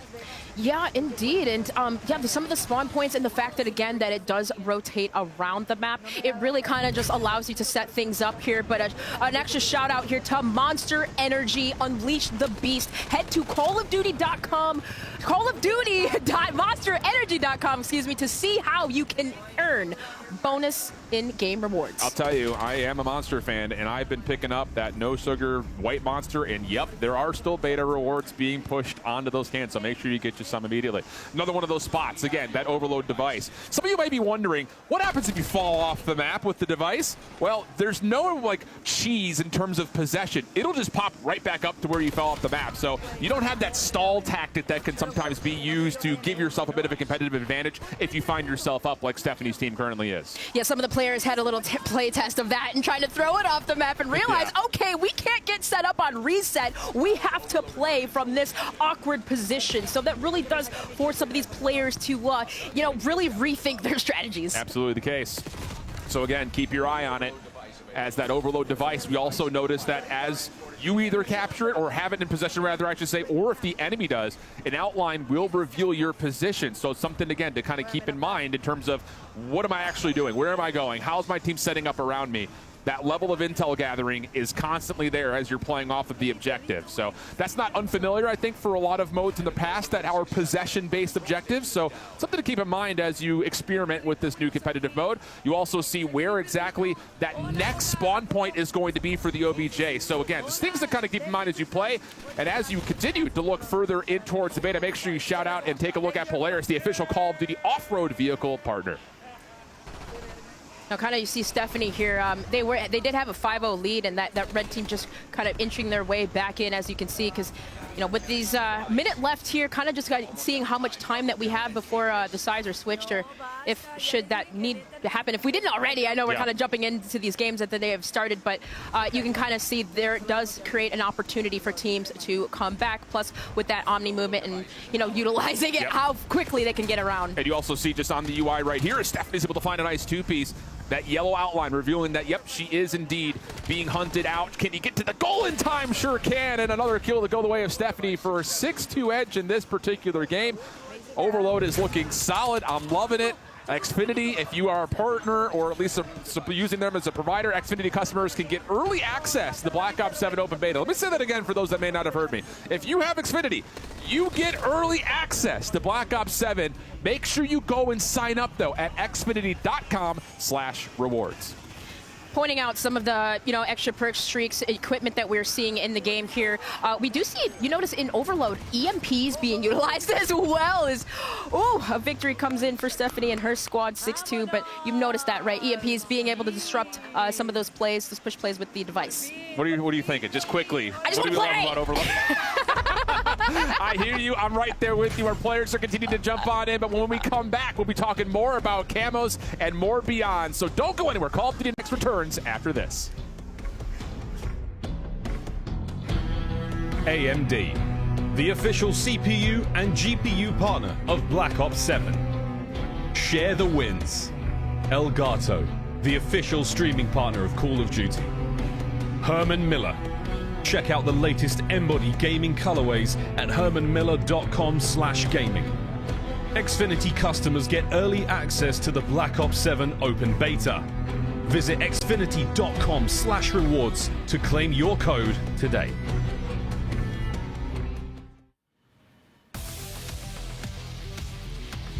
Welcome back, Lawrence and Yale from Treyarch. I am excited to share that we have even more camos to show off. We're not done. As we said earlier, there are more ways than ever to earn camos in Black Ops 7, and that for the first time, that includes a dedicated camo track in the co-op campaign. Yeah, this is something we've never been able to do before. We have a dedicated camo track in campaign for the first time.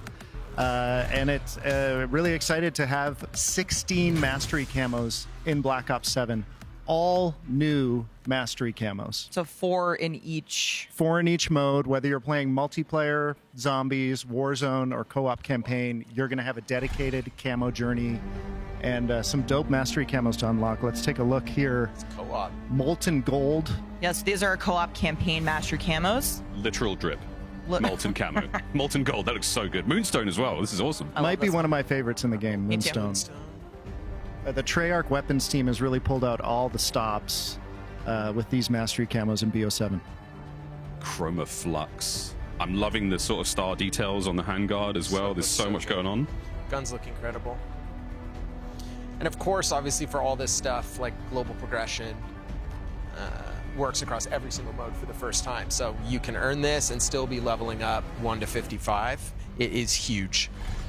I had to first look at the co-op campaign mastery camos, but we got to look at the multiplayer ones as well. I mean, I'm going to be playing all of these now. A wonderful time to be a COD player, but these are some of the multiplayer camos that we can be unlocking. Lawrence, Shattered Gold, talk to me.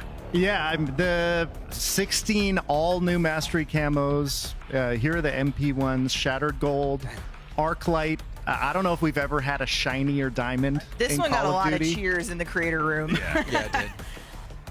That's a real like Black Ops 7 vibe for me. So much creativity from the team to be able to pull these off. This one's one of my favorites. I feel like this one's going to be slept on, but I'm saying it. Tempest. Oh, dude, this is great. And I love that you picked a great weapon with a lot of surface area to show off the skin, which is very cool as well. The drum mag. And yeah, rounding it out with Singularity, our final multiplayer mastery camo. In true final mastery fashion, this thing will change when you shoot it.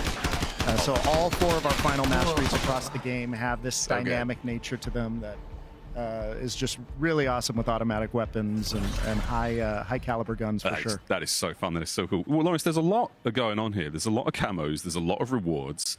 How do I keep track of all of these? Let's say I'm having a big session, I've unlocked a ton of stuff, but I was on, oh no, I spilt a beverage on the table and I looked away. Oh no, what did I unlock? Can I find out that? Great question, Miles. Yeah, so we have a new feature in the game we call the reward feed. Pop open the reward feed from the menu panel, and it's got your history of all of your unlocks right there. So this persists across multiple games, multiple sessions. You can pull it up, see what you unlocked a few days ago, equip content from here, investigate, to dig into challenge screens and things like that, and really going to help players keep track of all this stuff because there's a lot to earn. That helps a lot. And that was everything from stickers to attachments to weapons. Everything. And you can equip straight from it. It's great. Now, Lawrence, Season 1 is coming in hot right after launch, and it sounds like with weekly challenges returning, there's a lot to look forward to. Yeah, weekly challenges keep the game fresh each week of the season. So the way this works, each week of the season, we're going to have a new piece of gameplay content to unlock for use in your loadouts. This isn't just attachments. We have weapons. We have score streaks in this system.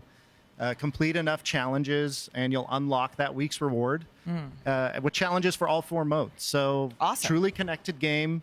You can complete these challenges in co-op, multiplayer, zombies, or Warzone. Oh, and did we mention it's got camos? 2 camos. And score streaks. And score streaks, all kinds of functional gear. Animated camo every season available in this system. We also have another camo if you complete half of the weeks in the season. So a lot up for grabs in our weeklies. I'm looking forward to the final count on how many camos are in this game. It's going to be insane. Of course, we also have to show some love to our Call of Duty esports fam. The World Series of Warzone is live tomorrow at 12 p.m. Pacific, and we also have some really awesome CDL season planned, and with some full details being released in just a few short weeks. I can say for now, friends, get ready for the CDL to return in early December. Yale, ranked play is now on the tip of my tongue after talking about the COD League. Where can we get that? So obviously we're bringing a ton of content at launch, season 1. Big thing for us is just making sure we have the best ranked experience possible. Ranked play is coming in season 2. We've already been playing with a bunch of pros. Everyone's getting excited. So much gear. And Lawrence, there's a couple also feature additions to that for people to explore. A couple things we can mention today. We're bringing back placement matches to get players closer to your rank faster. Right. And we know players want surprise camos. Whoa! And so we're doing ranked camos each and every season. So you get your gold camo, platinum above. Gotta have bragging rights. It's key. So ranked play coming to multiplayer in season 2. Now, speaking of the live seasons, I've heard it said that season 1 is going to be the biggest season in Black Ops history in terms of content. Yale, can you confirm? So we are absolutely bringing it on this game. This is from launch to the end of season 1. We will have 7 multiplayer maps. 6 of those multiplayer maps are full 6v6. Goodness. This is the most we've ever done. You can expect so much of this. Yeah, and you said too, like a mix of some fan favorites returning from Black Ops 2, but also those brand new maps. Yep. And if I'm hearing you right, that doesn't even count what we're bringing to zombies in season 1. That's right. 3 maps in zombies. So obviously you're going to see some of that here. But in season 1, we're bringing 3 new maps, 1 round-based zombie map and 2 new survival maps. So this will be the biggest in franchise history. Oh my goodness. We are wrapping up multiplayer here, but every year there is one Black Ops map. Because you're talking about them, it wouldn't be a Black Ops game without it. So, Yale, I gotta ask. I think some of our fans may have a guess on what this is. Absolutely, Nuketown is coming back. Harkening back to some of the love for Black Ops 2.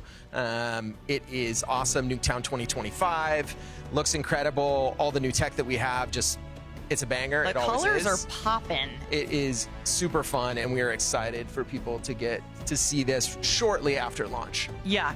Yeah, and obviously, like with the BO2 fans out there, I think people are going to be really excited about this version of Nuketown. So shortly after launch. Yep. Shortly after launch, indeed. Well, fortunately, folks, we can all get our hands on Black Ops 7 multiplayer in the beta this week, and I cannot wait to play with some of my friends. Full disclaimer, you know exactly who you are. Lawrence, Yale, thank you so much. Coming up at next, we are getting a look at Zombies live gameplay on the brand new map, Ashes of the Damned. Stay tuned. I've been focused on the future, never on right now. Oh my God, this baby.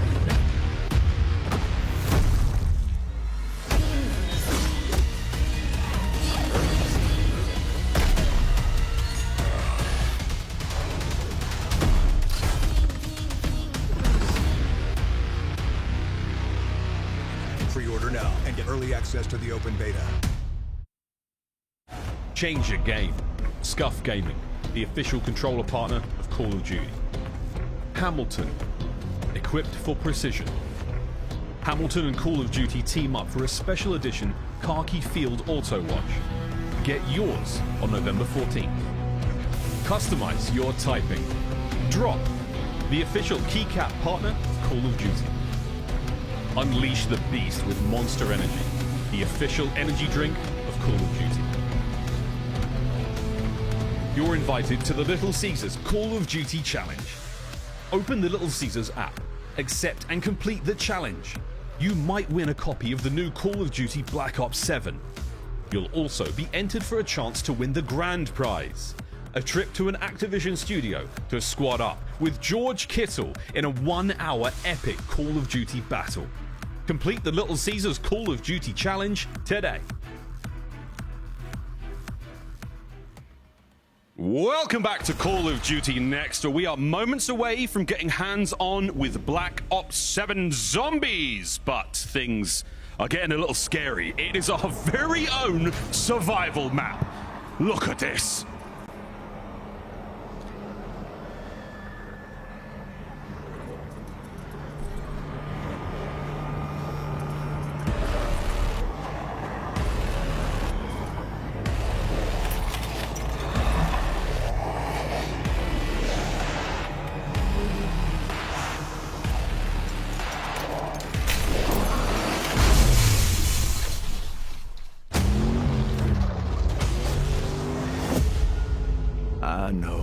I know.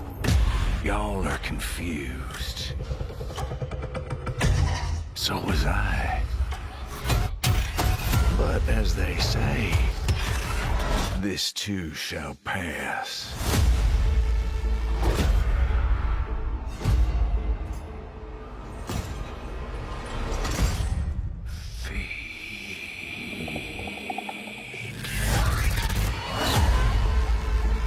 Let the carnage begin. Old Tessie and Ted together again. Burn rubber.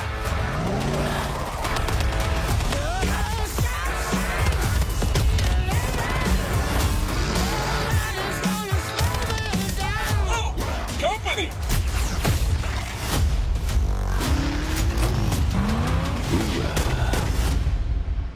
Like mowing a lawn of flesh.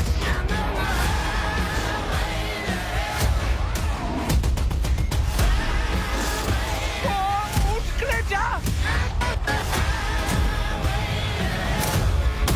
Happy New Year, demon spawn.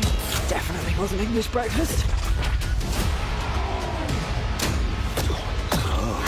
Oh, literally at my fingertips.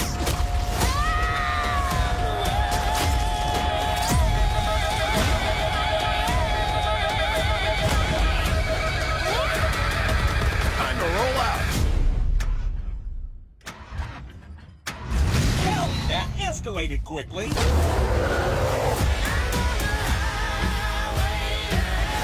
Play Zombies Survival in the beta.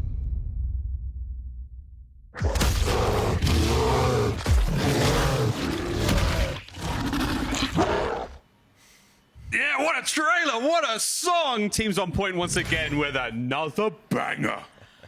Kevin Drew, I am so excited you're here. Steve Bianchi from Treyarch. Might I say, welcome to the party. You might. Like our old friend Richtofen. Yes. Welcome to the Dark Ether as well. It's time. But we're talking all about Black Ops 7 Zombies. And Zombies reveal was massive, Kevin. So let's just start a big picture. How did the team think about building the Zombies experience for Black Ops 7? Yeah, so Ashes of the Damned really just represents what we want to do with Zombies this year. Just as we, the player, have been sent into the Dark Ether, this map is a Bermuda Triangle where all these locations, and it's the biggest round-based Zombies map we've ever made. Every single one of these locations has been sent into the Dark Ether in various time periods, and each one has a unique story and atmosphere. And what was so important with this map was kind of looking back at Transit in Black Ops 2. Right. And something very unique about that map was bringing real consequence to moving from location to location because you had these extremely dangerous roads between. And so it's a real decision. As a squad, you don't want to just go out in those roads. You want to move together. Yeah. And so today, what the players are going to be playing here is a smaller part of the map. We want to preserve most of the experience for everyone at home on launch day. So what's going to happen is at 30 minutes, we're going to trigger exfil automatically at the next round, and everyone at that point, try to get out alive. And no main quest. No main quest. Quest is turned off, All so the no quest spoilers. stuff is turned off. No spoilers. There's still plenty to experience today in this map. Awesome stuff. And just a taste of Zombies. We've talked a little bit about Ashes of the Damned. Let's take a journey now inside the map. Hopefully our creators are prepared for what's about to come their way. Look at this, once again, descending deeper into this absolutely incredible map, guys. It's glorious to look at. A little surprise as well. I don't know if our creators are Got locked some in. help on the way here. Are they going to see it? Are they going to notice? Oh, I see the lights already. Here she comes. Oh, it's the Wunder vehicle to the rescue. That's old Tessie for you. Tessie is actually here at Next. Yes. A lot of our creators, including ourselves, have had the pleasure to get in the real thing, jump on it. There's a Wonder Weapon on the top. Oh, it's so much fun. Yeah, I've been so excited about this map, and I'm so glad it's finally out there. We can talk about it. It's in the hands of our creators. So the live gameplay is kicking off. It's time to hop in. Let's take a look. Okay, so Steve, where are we at? We're seeing somebody, Mama K is getting in Tessie right here, I think, at Janus Towers. They're starting off at Janus Towers. It's transitioned from Black Ops 6 to here. They're going to have to get the Wonder Vehicle running. They're going to try to get to either the farm or Blackwater Lake. When they're there, they're going to experience some horrors. This is a creepy map. The Van Dorn farm is just terrifying. I love the barn there. There's like bodies hanging. The corpses are swinging. They can break their arms off, fall down and chase you. Well, now they're in the fog. You took no time to get in Tessie and start going into the roads between. Oh my goodness. Tessie's already taken a beating. That is one of the new enemies on the back of the of Tessie so there, right? Those are the Ravagers, and you can see that they're little gremlins, and they love being in the fog, and they just took care of Tessie already. They're really good at jumping on and just starting to just tear it to pieces. Hopefully she gets out of there, because it gets really hectic. So. I was about to ask you, so obviously in these spaces between the locations on Ashes of the Damned, now you can get out of the Wonder Vehicle, but Steve, should you get out of the Wonder Vehicle? Well, we call this the fog. These roads, these transitions between areas, it's very dangerous. The round rules are not the same as regular rules here. So zombies can continually respawn, and when you try to kill them, they actually just poof into like dust and can reform, right? So you have to just try your best to get through there. You gotta run, you gotta fix the car really quickly and get out of there, because you're not gonna be getting points, you're not gonna be getting drops or power-ups. So keep on, make it through. So we're obviously seeing the Wonder Vehicle there, but we need this. This map is so big that we need a vehicle to get around it and drive between each of the areas. Kevin, what does it mean to have old Tessie in RBZ? Yeah, so this is a true Wonder Vehicle, and we call it the 5th member of the squad, because Tessie is so essential to your success in this map. We just saw you absolutely need her to get from place to place, but even beyond that, you're going to be powering her up and upgrading her. Initially, you'll find she's a bit slow and disrepair, but the first thing you do is find a familiar bus driver's head in the starting area and install it in the dashboard of Tessie. So now you've got to get a bit of a automated repair and some personality as well.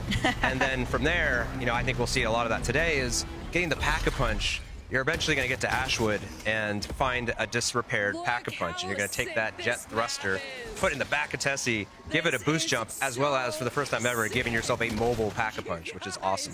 Oh my gosh, we're hearing Mama K like she's loving the map right now. She's looking up. What a moody, lighting situation you have throughout. Yes. There's a lot of atmosphere in this map. It's very creepy. Each space is just very unique. So what is the name of this location? This is Blackwater Lake.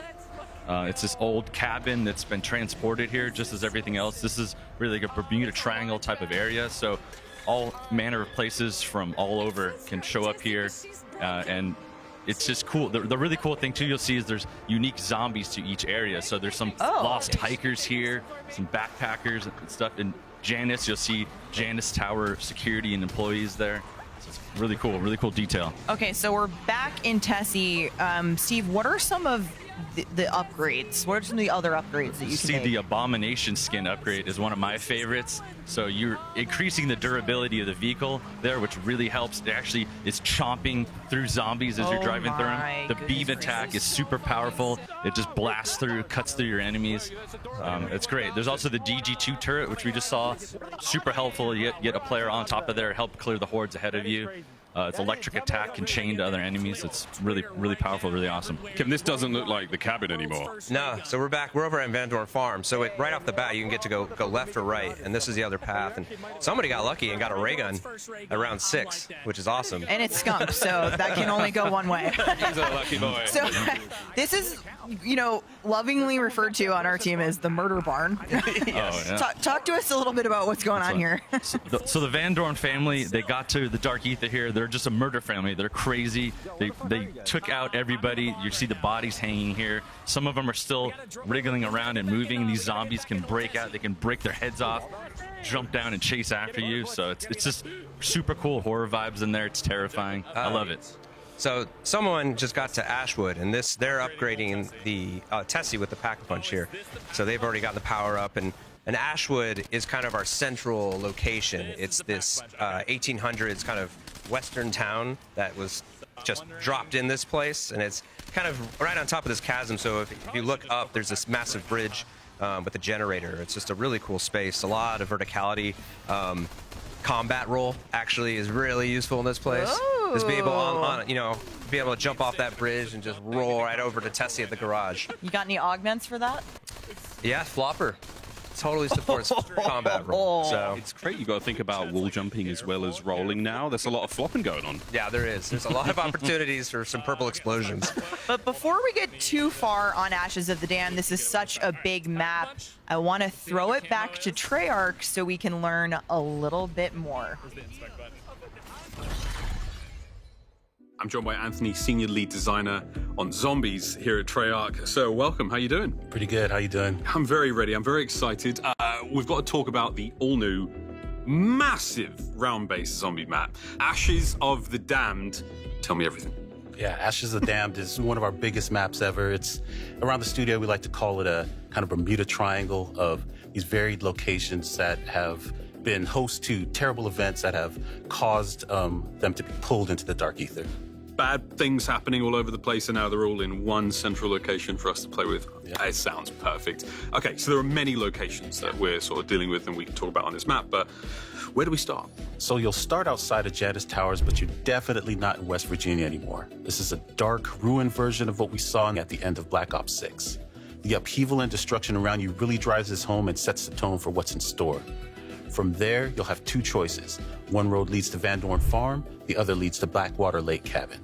Okay, choose your own adventure. Let's go to Farm. Van Dorn Farm is an homage to Transit Farm ripped straight out of a horror movie. This was the home of a murderous family, complete with an underground kill bunker and a barn lined with their unfortunate victims hanging from the rafters. Extremely spooky. Okay, if we go back, let's head to the cabin. What have we got there? Yeah, Blackwater Lake Cabin is where a famed horror director drowned his lead actress, believing her death would birth the ultimate terror. But as it so happened, the lake had other ideas. Okay, Anthony, I appreciate you not giving away too much. There's spoiler-free territory here. What's beyond the cabin, though? Regardless of which of these paths you take, you'll end up in the fractured southern Georgia town of Ashwood. And this is the central location of the map. Ashwood was the site of a massacre, and cracking the veil, pulling the town into the Dark Ether. Oh, this is cool. Every location has such a unique sort of story piece to it. Yeah. And there's so much storytelling going on. What does this mean, though, that we are trapped in the Dark Ether? This is super exciting because anything goes in the Dark Ether, and we get to go to some truly incredible places throughout our seasons as a result. We're coming out strong with Ashes of the Dam. We've got a wonder vehicle. We've got a moody vibe. And we know that this map will deliver that atmospheric experience that Zombies fans have been asking for. Anthony, it sounds absolutely brilliant. It looks brilliant. I cannot wait to get my hands on it. Thank you so much, mate. We've got more Zombies gameplay coming up. We sure do, Miles. Guys, a new Zombies map means that we've got to see some new monsters. We got a little taste, but I mean, what else are we looking out for in the Dark Ether? Yeah, so but just going back to those Ravagers, you saw them like tearing Tessie apart. They're just little jerks. Any loot that drops, they'll immediately gravitate toward and try to eat. Little so loot you want pigs, to, little loot pigs. You want to stop them, and they hang out in the fog normally, but in the special rounds, the fog rolls in, and that gets really intense when these guys are all coming in at farm or any of these locations. Speaking of intense, we have the Zersa here. This thing is massive. It's terrifying. It's wet and slimy. It has beehives on it that actually can detach, fly at you, and attack you with zombies, right? Yes. These also reveal weak points on it. You can shoot those and go for the critical damage there. But I mean, this thing is tough. The car can't even smash through it. I mean, it's formidable. This guy's a terror. He just harkens back to some of our earlier games where you just keep trying to run away from him, and he's unrelenting. Yeah, unrelenting is a good way to put it. But also, we got to have a moment for the zombies because we love a pun on this show. Yep. Yeah, we just had to do it because if you go inside the building, he might not be able to get in there, but the zombies will definitely be able to get in there. Yeah. Now, something else I've been dying to talk about, and we saw a little bit about this during our zombies reveal, is the debut of a new version of some familiar faces. I am, of course, talking about the original crew with a new look. That's right. So this is our iconic crew, the original crew, but this is the Dark Ether version. Returning is the original voice cast, so Steve Bloom, Fred Tatasciore, and Nolan North, and we're going to be premiering Nelson Lee as Takio this game. And so while you might recognize the crew and their personalities, they have different backstories and a different reason why they're here that we're going to discover throughout the year. Yeah, no spoilers. No spoilers. Super cool. I also see some, more familiar faces. The OG crew won't be facing the Dark Ether alone. Steve, what other characters are joining them? Well, we have returning from Black Ops 6, Maya, Weaver, Carver, and Gray will be here too. As you've seen in the Reckoning, they mysteriously vanished. They show up here now. They're in the Dark Ether. They're meeting up with the original crew here, and their souls are drained. They're going to have to all work together here to escape, right? So it's really cool that there's 8 operators you can choose from to get really good dialogue all together, all the different combinations. It's amazing. I feel like narratively that's going to be just so fun because I'm thinking about how incredible some of the lines are. The writing's always on point, and just how they're going to interact together. I'm like, yeah, we'll be making some new friends. Yeah, Rick exactly. Toffin and Gray are both scientists, but very different kinds of Very scientists. different kinds of science. Awesome. Okay, we're talking about what else players can look forward to, folks. Don't forget that we have the beta starting in just 2 days. Pre-order Black Ops 7 or subscribe to selected Game Pass plans and get early access to the Black Ops 7 beta starting on October 2nd. Don't forget to jump into the beta on day 2 of early access. That is when you will experience a taste of zombies. Preload the beta starting tomorrow. Also, this is a fun one. The Gobblegum Monster Pack is here, but only for a limited time. Pre-order now before the Black Ops 7 beta ends, and you'll unlock a monstrous amount of Gobblegums. The pack includes 1 of every rare, epic, and legendary Gobblegum. That's 9 rares, that's 9 epics, and it is 10 legendaries, plus 3 perkaholics. Use them in Black Ops 6 starting tomorrow. And don't forget, once you pre-order, make sure you log into Call of Duty before the end of the open beta on October 8th to claim this pack. Christopher Puckett, you've got some more Gobblegum news, don't you, sir? Yes, I do, Miles. Look at this thing. I got the Gobblegum mini dispenser replica. It works. It's functioning. That's right. And for all of those Call of Duty collector fans out there, now available for pre-order, it's the new Gobblegum replica dispenser that you could have on your desk. All fans who grab one of these for their collection will also get a Gobblegum machine weapon charm gift with the purchase, and this will be the perfect shelf companion for your Wunderwaffel that you picked up last year at Next. Amazing stuff coming out of our crew, and it is more than just a display piece. This is a working die-cast metal replica standing 12 inches tall. It can be loaded with standard gumballs, adding an interactive touch to your collection. With Black Ops 7 launch around the corner comes a new chapter in the Zombies story. The perfect time to grab a new addition to your Call of Duty collection. Only available on shop.callofduty.com while supplies last, and you can win it right now. You got no money? No problem. Head on over to X and post with the hashtags on your screen, and you'll be entered to win one of the 3 half-scale collectibles. Or simply use the QR code on your screen. It'll take you directly to the post. Easy stuff. Now, let's listen in on how our creators are enjoying this massive map. This is main quest related. We found something main quest related.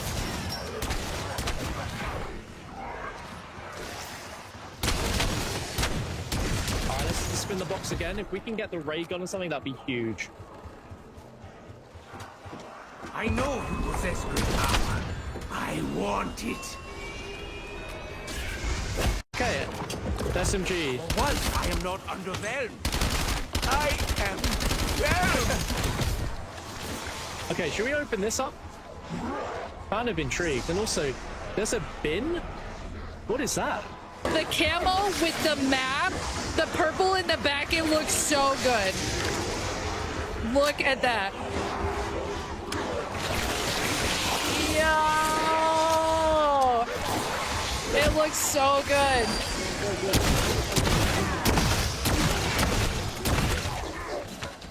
All right, let's keep driving.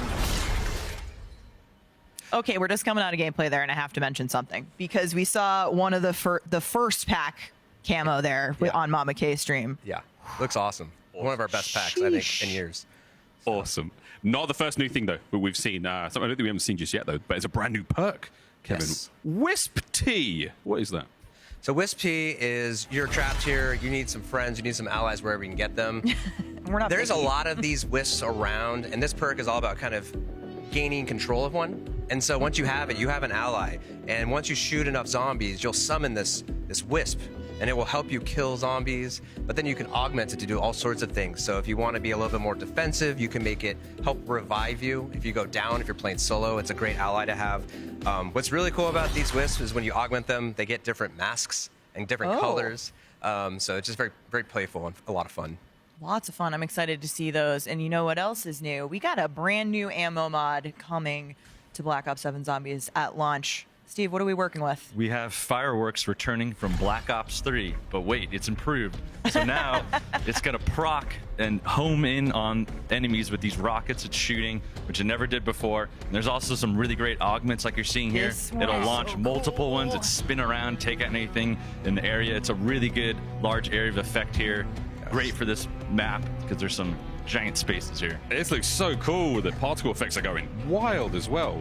Yeah. In terms of out of the stuff that's returning, what players can expect, the toxic growth field upgrade is back. How's this going to work with this environment, with this huge environment that we're in? Yeah, so toxic growth is one of my favorite field upgrades. It's from Cold War, and it's all about creating an area of denial. And I think, immediately it can serve as blocking down one of the pathways for zombies, which is critical, right? Like being able to just say, I don't have to worry about zombies coming from that doorway for a while is I might clutch. be safe here for a short period of time. But you can use it all sorts of ways, right? You can plant it down if you want to revive someone. As long as you're in it, all the zombies are coming at you and getting taken out. And then obviously this can be augmented as well. It can get bigger. It can brain rot zombies. It can do all sorts of cool stuff. Whoa. Well, speaking of augments, there's some big news because all of the research that we did in Black Ops 6 on augments with the Black Ops 6 crew, it's coming with us to Black Ops 7, right? That's right. It's not like you forgot what you did. Yeah. And now that we're in here, we're unlocking additional, branches of science. Yeah, new So science. We're expanding the augments, so you can actually earn an additional major and minor augment for all content, and you can even unlock an additional second minor slot. Whoa! So in total, 192 augments to experiment with, and a lot of these are pretty big, like game changers with some of the older content. So like stamina up, you can fire while sprinting. There's a Vulture Aid augment that automatically applies armor plates to your armor, so you don't have to manually plate. I'm so excited about that one. One of my That and favorites. reactive plates. Oh yeah, Mm. yeah. Is Ether Shroud is you create an after image that is serves as a decoy, so all the zombies attack that while you kind of regather and kind of re-equip and shoot them. That is awesome. Oh my gosh, so much choice. We have to be seeing some new stuff. We've seen the trailer. We've seen a hint of what may be a new wonder weapon, gentlemen. Let's take a look at the Necrofluid Gauntlet. Steve, what the hell is this? That's a perfect question. What is this? Great question. Yeah, this is an awesome weapon, new wonder weapon for the map here. It is this weapon of unknown origin. It showed up in the dark ether here as well. We don't know where it comes from, but you can harness the powers of it here. It has a great melee attack with the claws on it, but it also harnesses this black viscous liquid here that you can manipulate, so you can fire that out. It goes through enemies. You can recall that back as you're doing that. It'll actually also pull in items, power-ups, and damage enemies on the way, but it also refills the ammo into the weapon, which is completely amazing, right? It's really fun. It's like if you manage it well, you're never going to run out of ammo. Exactly. That is awesome. That is really cool. Interesting. Well, maybe we'll find out where it came from or how it got there. I'm excited to use it either way. But in addition to round-based zombies, we're also bringing survival maps back from Black Ops 2. So last week we went to Treyarch to learn about what's headed to survival. Anthony, welcome back. Let's talk about survival maps. We mentioned Van Dorn Farm earlier, and this is the first survival map coming to the game, and it's the first time Treyarch is bringing survival to zombies since Black Ops 2. Yeah, that's right. Van Dorn Farm from Ashes to the Dam will be our first survival map of many. This focused area of the full map is all about staying alive with what you've got. No main quest, no frills. You'll be able to play it during the beta, and you can expect more survival locations based on our round-based maps coming post-launch. Wow, okay, cool. So confirming we will get more of these post-launch. That sounds like the perfect option for people who want to warm up and maybe vibe with friends before jumping into the main event again. Yeah, exactly. And while survival isn't as forgiving as directed mode, which is also returning, it's still a quick and easy way to jump straight into some zombies action. Of course, we'll still have our standard mode, and we're adding a new curse mode that'll make zombies even deeper and more challenging for our hardcore players. Sprinkle in some Dead Ops Arcade 4 on top of that, and we'll just have a huge experience for our players. It sounds like a lot to play, and we cannot wait. Anthony, thank you so much. Back to the show. Plenty to digest there. There's so much to digest, Miles. It was a true pleasure getting to sit down with Anthony to talk about survival maps. Steve, what is the team most excited about? There's so much that you've put into this, but what's top of the list? The survival maps, it's awesome because you can just jump right in there and play. There's the pack-a-punch is there, the Wonder Fizz is there. You got everything you need to survive. There's no quest, so you can just have a really great experience and just enjoy it, Yeah. Yeah, I mean, it's just very much like Liberty Falls from Black Ops 6. Like, there's some nights where you don't want to think too hard. Yeah, you just want to try to get to high rounds, and this is what the mode is all about. And what's interesting is it's not a lot of work to just get set up. You have that success, but it's actually pretty hard to get to high rounds because they're so small. You can't just take a zip line or a jump pad out of there. It gets pretty hairy pretty fast. So, it looks really, really intense. I just love what I heard quickly there from Noah J. He has the fireworks equipped. He straight away was like, wow, these are so pretty. And it looks They are amazing in the pretty. map, right? The looks so dark good. map with the fireworks. I love But it. I want to ask, is there a round cap in beta? There is, well, only that it gets to 999, and so I kind of challenge anyone out there playing in the beta. How far can you get in the time that you have? Can you get up there? We'll see. I don't know. I guess we're going to have to wait and see. Tag us. Yeah. I want to see it. But Yale mentioned it earlier today, but Black Ops 7 is going to have a massive Season 1 with the Treyarch team adding 2 new survival maps and 1 round-based maps in Season 1. Yeah, which is huge. And that new round-based map coming in Season 1 is, I think, one of my favorites of I was all hoping time. you would say that because I'm very excited about it, but I'm excited you're excited. I will describe it as very metal. Metal. So metal. You will with that. Okie dokie then. Zip action here from Noah. Okay, well, Kevin, there's more to talk about here. There's also cursed mode. This sounds like something that sort of long-time fans are going to be, really excited to play and they're going to love. Yeah, so last game we introduced directed mode for more casual experience for fans to experience the story.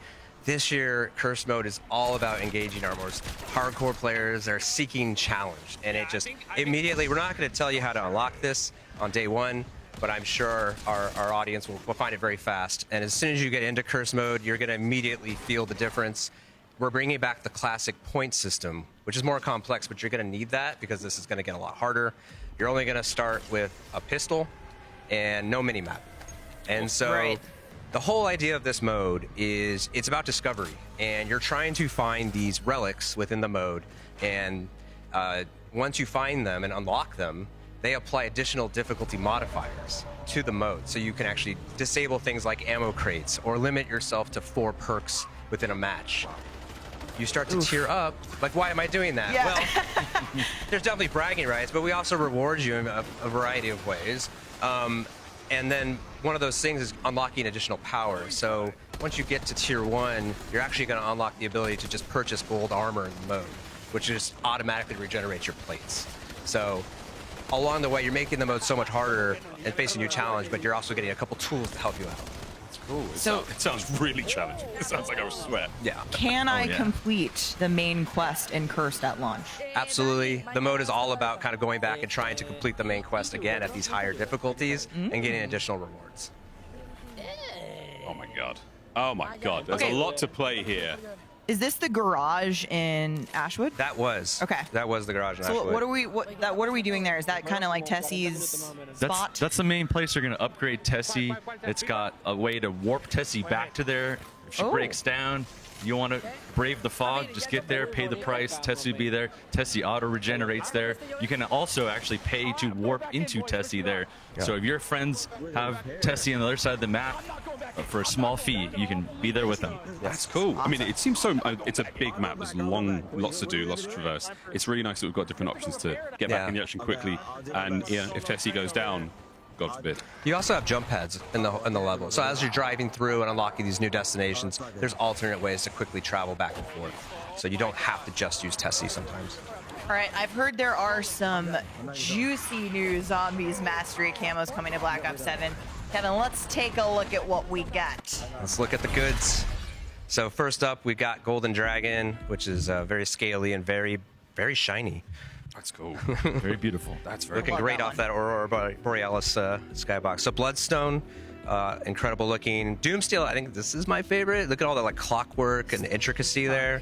I think Lauren said earlier, but the weapons team just continues to outdo themselves. And then our final camo is Infestation, which I think just looks incredible, and it very much ties in with our Necrofluid Gauntlet. Oh, yeah. The vibe of the map. It's very, I heard Lawrence call this camo, and I quote, absolutely disgusting. and I would agree. In the best way possible. In like the best zombies way possible, but...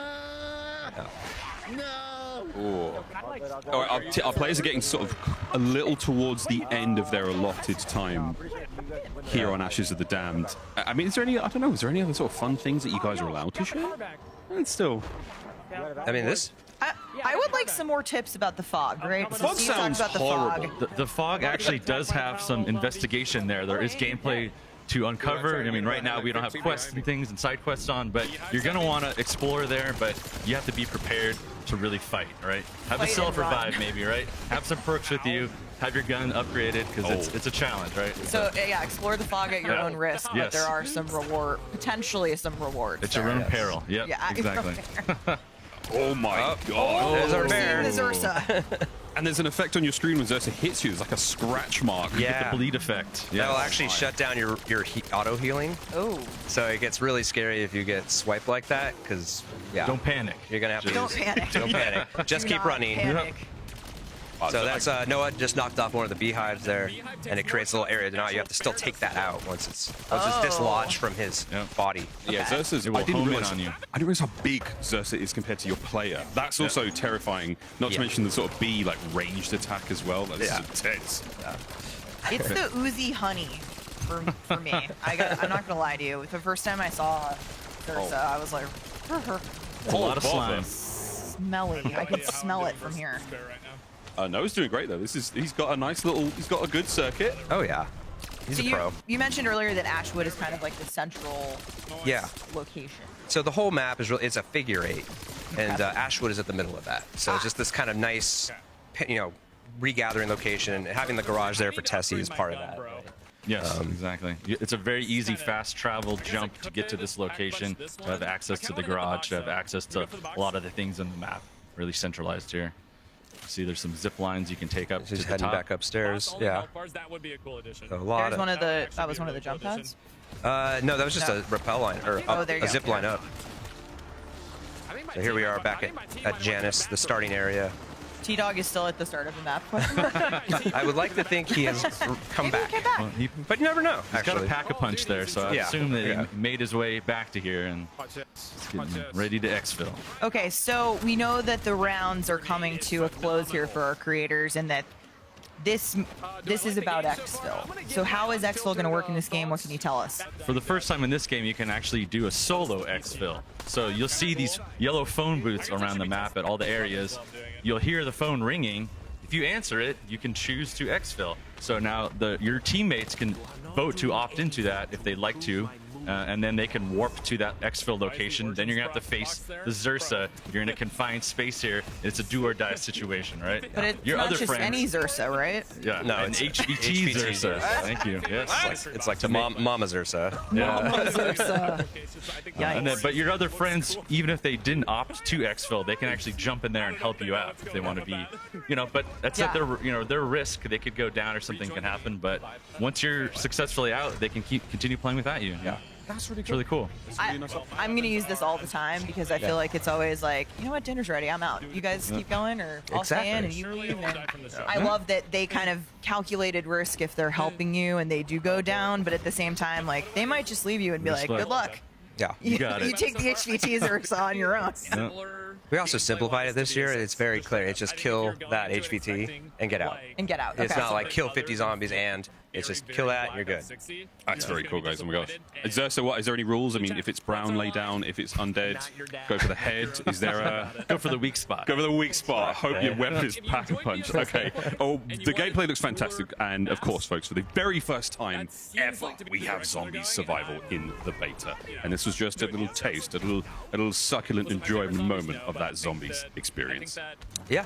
So survival's all about these smaller maps and just focused on exactly that, surviving. And in the beta, we're gonna give you so many gums because we want you to just experiment, especially some of the new gums. And this is the first time zombies in the beta. This is incredible. Yeah. It gives us an opportunity to react to players' feedback and just see like how what happens in high rounds and how we need to react. So. We're so excited about that. It's going to be amazing. I always think that when we can go home and play the game sitting on our own couches at home, like that's the moment it's real for me. So beta always is that. I'm like, I get to play it out of the office. I can't wait.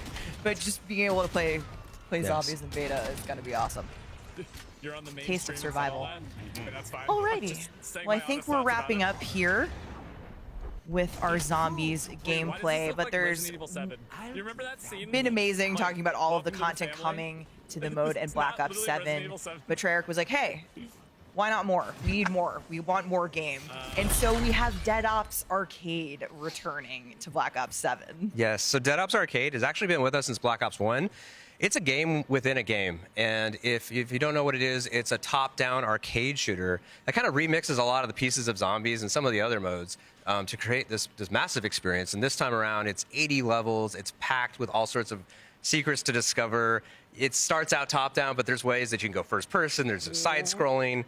And for the first time, you're actually going to be able to share a global progression. So you're going to be able to still like rank up while playing this. Earn XP. And what's really cool is that you can use gobble gums in this mode as well. Wow. And what we've done is remapped a lot of the gums to behave differently. So it gives like new use to some of the gums you may not like to use in standard round-based zombies. Awesome. It's like you might find a good way to use them here. So awesome. That's really cool. Well, I mean, there's so much content. But that is not all, folks. I mean, we do also have a cabinet, Dead Ops 4. I was about to say, I watched Miles get smoked in Dead Ops Arcade last night in real life. Kevin and I were eating pizza in the background, cheering him on here in the DOA. Check it out. This is a custom Dead Ops Arcade for PC by Origin and AMD. It's so cool. It's just, I mean, I got a short taste of this last night. Again, you were both enjoying dinner, but it was really cool. I couldn't go that far. It was so much fun. I mean, it's the first time that I've experienced Dead Ops Arcade. I'm relatively new to the zombies world, and this was so much fun. And that was our custom. Well, this now is our custom Dead Ops Arcade 4 PC by Origin and AMD. You can get your hands on this by entering the sweepstakes on the official Call of Duty X account and using the hashtag CODNEXT and hashtag AMDXBO7 sweepstakes. That is awesome, and the game is pretty cool too. Yeah, it's super cool. Game is good. PC is awesome. Shout out to AMD on this one. AMD is the official CPU and GPU partner of Black Ops 7. Kevin, Steve, thank you so much for being here. We're all going to be grouping up together to play Survival in the beta. I can't wait. Yeah. It's going to be great, guys. Up next, we are diving into what's new in Warzone, including a brand new Resurgence map. Stay tuned.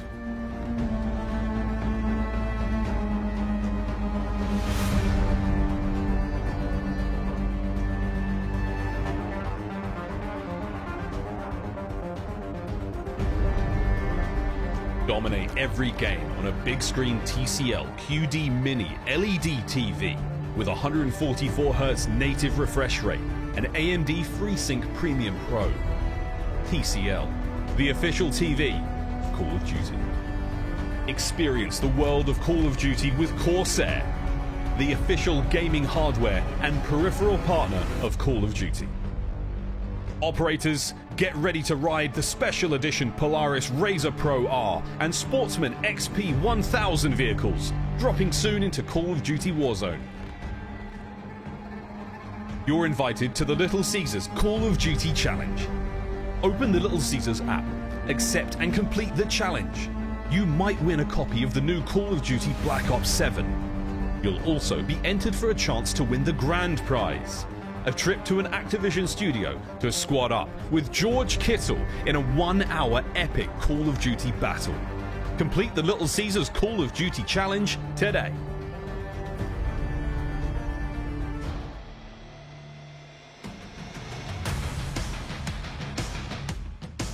Now, one of the gifts that all the creators are getting at COD Next this year is actually the watch that is on Axel Vermack's wrist in the game, and it is from Hamilton. There's actually only been 5,000 of these made, which is absolutely insane. It's going to be released on the same day of Black Ops 7, November 14th. All the creators getting their hands on it. You could too. Make sure to check it out.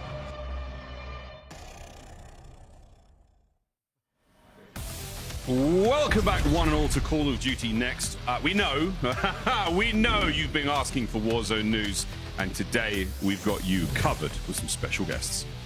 That's right, because we are going to get our very first look at the all-new Resurgence map, Haven's Hollow, as well as major POI updates coming to Verdansk in Season 1. We're also going to have all the intel on what's coming to Warzone. I know many of us are curious about movement, so there's a lot to talk about today.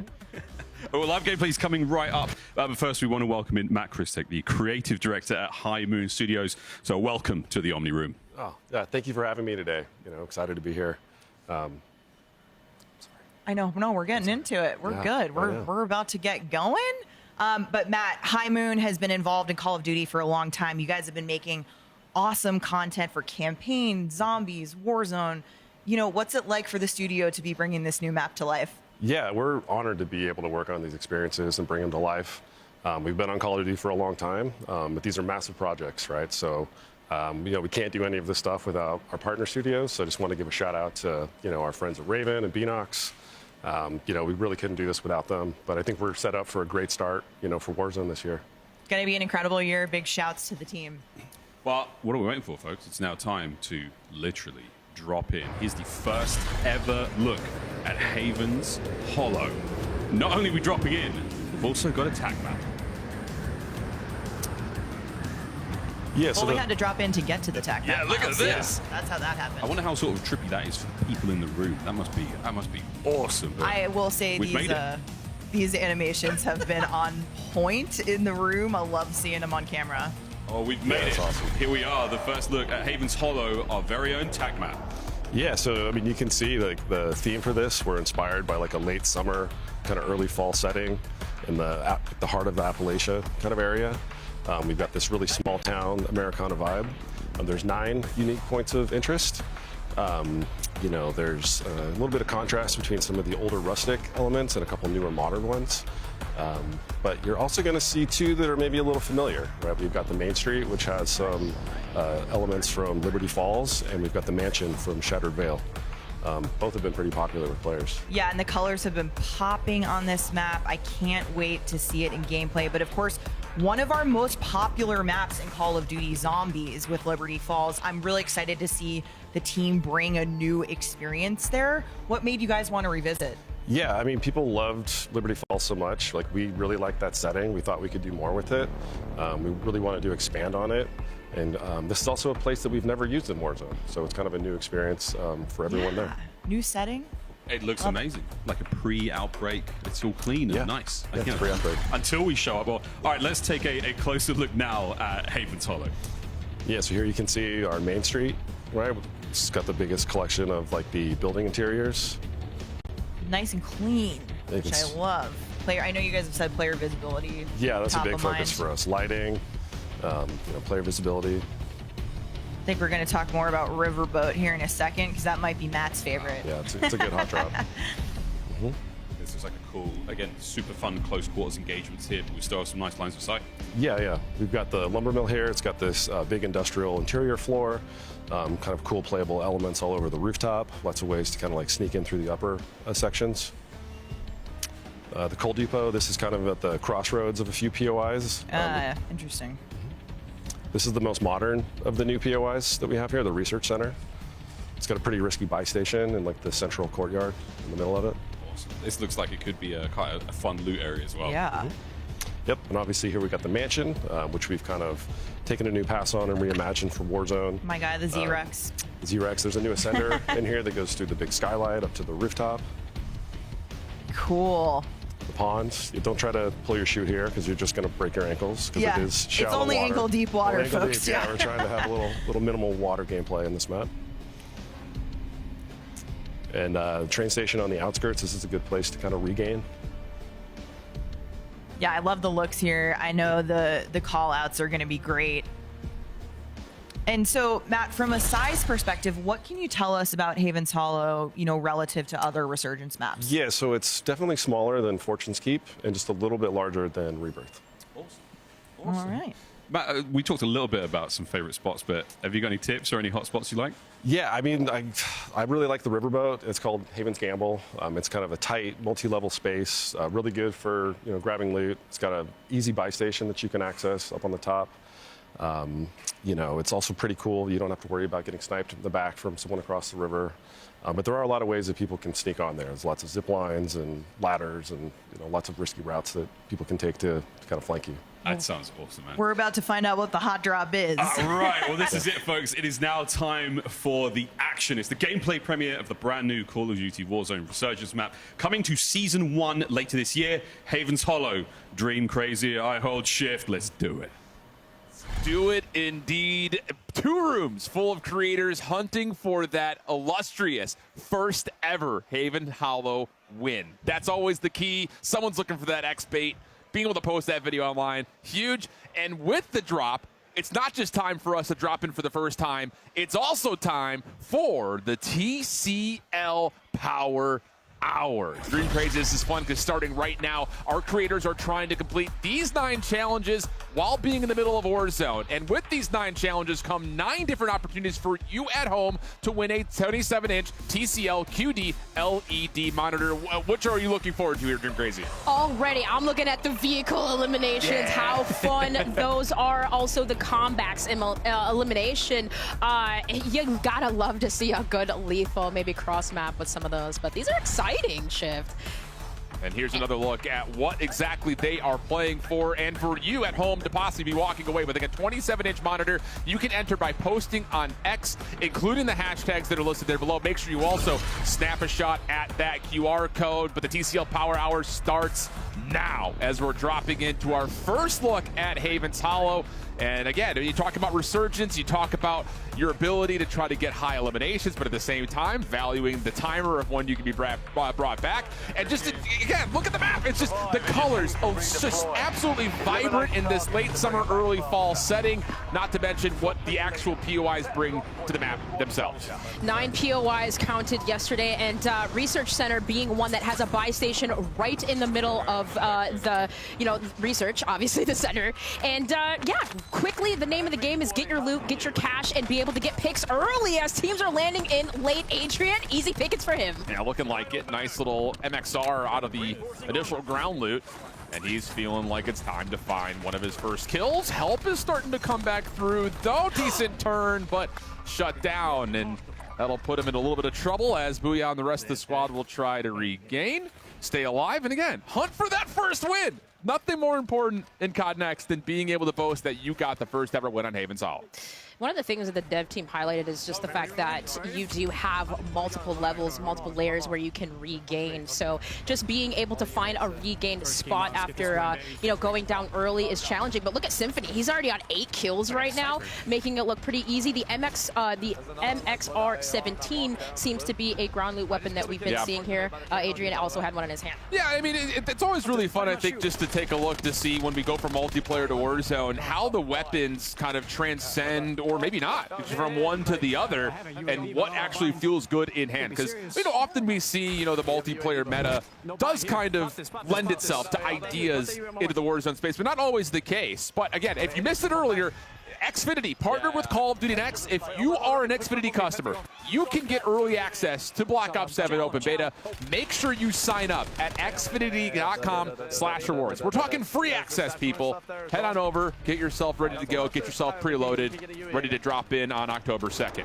Symphony just finding picks and being able to pick out other enemies' loadouts here. He finds himself finding an M8A1, a gun that we've been seeing here all day, be very, very powerful, as well as that Drevik in hand. So hopping on board with Aiden now, kind of just working away outside the perimeter of zone, rotating in from the Warzone gods, though. This is, you know, pretty comfortable. They know exactly what to do. Pick up your UAVs, find information, and continuing on rotating in on the side of the barns here. They are doing just that. EWC champion, you know for a fact there is nothing more prioritized in his mind than being able to follow that up with the first ever win on our new Resurgence map. And yep, they've got a little bit of a bait here on a loadout drop in front of them, and that is a blender. Absolute decimation. Squad wipe coming through for them, and now you're in a position to, this team is in the healthy spot of possibly winning this lobby. That was Decky and the boys he took down, and man, continuing on to melee weapon out, running faster here. Maybe we'll see some of those TCL power hour stuff coming in as, you know, we have challenges that these guys need to complete. But nonetheless, here now the zone is closing in. Top 3 for these guys, who are going to be our winners for Havens Hollow. Well, they've got all 3 members left. 7 total players still alive in this lobby. And yes, we are going esports mode with this commentary. This is what we want to see. First ever Havens Hollow win. Can Aiden, Feeth, Symphony be the squad to do it? Shut down one team, just one more player to find. They're looking good for it. It's calm, it's casual, and we're taking body shields. Looking to finalize the elimination. That'll be good for Power Hour box, and there it is. Aiden and co, your Warzone victory on Havens Hollow. Lighten it up to around the main street. I think that was one of the hot spots we had talked about here at Havens Hollow, but Shift, taking first looks at it, it is beautiful, it is bright. I feel like visually you can literally see everything. And that's the key, you know, I think a lot of players, you know, when you look at kind of the history of where Call of Duty has been in the last couple of the titles, you know, there's always a question of what's the visibility going to look like in kind of more, you know, generic settings. We talk about like things that are in modern times, or most recently for Black Ops 6 going back to the 90s, a very gritty, a very grungy game. This one feels very vibrant, very different, very fresh. And I think players are really going to enjoy that, not just across what we saw in multiplayer, but we also saw it in Zombies, and now we're seeing it specifically in Warzone. If you want to get the full spectrum and make sure that you're looking at high quality, make sure you check out AMD, the official CPU and GPU partner of Black Ops 7 and Call of Duty Next. A lot of the players were saying that too. Like, this is just a beautiful blend, it feels like, of like all games. You get a little bit of Black Ops 2, you get a little bit of Black Ops 3, you get Black Ops 4 elements, even some kind of IW elements in it. It's just like a blend of all Call of Duty, it almost feels like, but it's very fluid, and you can still see that fluidity continuing on here in Warzone. Well, we'll head over to Scump, Shotzi, Methods. A little bit of trouble on the outside of the circle in Zone 5. No more Resurgence at this point. If you're unfamiliar with the mode, you eventually do not get that immediate rebirth back in. Oh, and a little bit of trouble here working their way back into Zone, trying to play the slow side of the circle, see if they can find a way to come through as... How about this? Leonard Fournette finds himself teamed up with the majority of Team Falcon, Soka, and Shifty in the mix with him, trying to carry him to a win. Peacekeeper in hand too, being able to take down Scump. Oh, Scump did slide away, but still does get pinched by Shifty there. And there's the habit. Leonard, Hisoka, and Shifty also win this other game here of Havens Hollow, displaying it and winning it around the chapel side. You love to hear. Happy cheers. All right, he's feeling himself. That's the Falcons energy right there, though. Yeah. That's the Falcons energy right there. Leonard's having himself a good time. I'm sure we'll see him in the beta. And, you know, I just want to throw a little shout out into the mix, too. You know, talking with the devs and hearing them, of course, here across the show. This feels like there's a different level of, like, aura and pride surrounding every element of this COD Next, where they really feel like this may be one of the giants in the history of Treyarch releases, talking about the content depth that we're seeing not just on launch, but especially building even further into Season 1. I mean, this is going to be a really fall into early winter for Call of Duty fans. I love that you said that, Shift, because you know I've been gleaming about it. The fact that we have global progression across the board with this content. Like, it doesn't matter if you're playing Warzone, if you're playing campaign, if you're playing multiplayer, you can level up your favorite weapon, even if you're playing Resurgence here. So kind of on the research side, we see FIFA, again, looting around. It just looks so pretty, so beautiful. But for most of these players, you kind of see them finding a lot of success outside the perimeters and rotating in. And there's something about finding your first Warzone victory on a new map, but can you go back to back? Ooh. That's got to be the goal. I mean, these guys, if you've followed their streams, you know that these guys look to try to string together a win after a win after a win. And, ooh, Redman's actually showing up in the proximity chat, so we may have a couple of Goliaths in the Warzone space facing off if they end up meeting here outside of research. Yeah, well, I have loudness EQ with my IEMs and... If you know, you know. If you know, you know. Great. That's a good comment. We got the right teammate. All right. Well, being able to, of course, pinpoint those opponents as you see outside the research center. If you're wondering, the research center is far east of this map, and of course, prepare for battle. Corsair, the official gaming hardware and peripheral partner of Call of Duty. Yeah. These guys are going hard. Not that it's a surprise, but they're not even commenting like the proc chat in game. Like, these guys must have downloaded external software to find themselves to make sure we're not giving anyone anything. Like, we're locked in here. Are you stream sniping? Yeah. These guys, yeah, they'll always keep you laughing, always feeling the group. But yeah, I'll be honest, I think I love just kind of just like looking at ground loot, right? We're seeing a lot of the legendary MXR-17, which almost kind of looks like gives me HVK vibes for BO3. Also, too, kind of just taking a look at the loadouts of what some players decided to pick. The M8 with the Dravik seems to be quite popular with Mountaineer, Quick Fix, and Tempered. As you know, Tempered does give you that 2-plate slot as you can heal up quickly. Yeah. So some early ideas in terms of what weapons in Black Ops 7 may become viable in the Warzone space. What's your feelings kind of looking at this map? I know that, you know, we're coming off of a lot of exposure in content surrounding Rebirth Island, whether it be from EWC or just other events that have been happening in the space. But you kind of heard the devs talking about the fact that, like, we really purposefully, with the intention of using water, really not using water. Yeah, there's water elements, but they're all shallow. We're not seeing that same kind of swimming around regain style, so it really forces you to play inside the bounds of the map itself.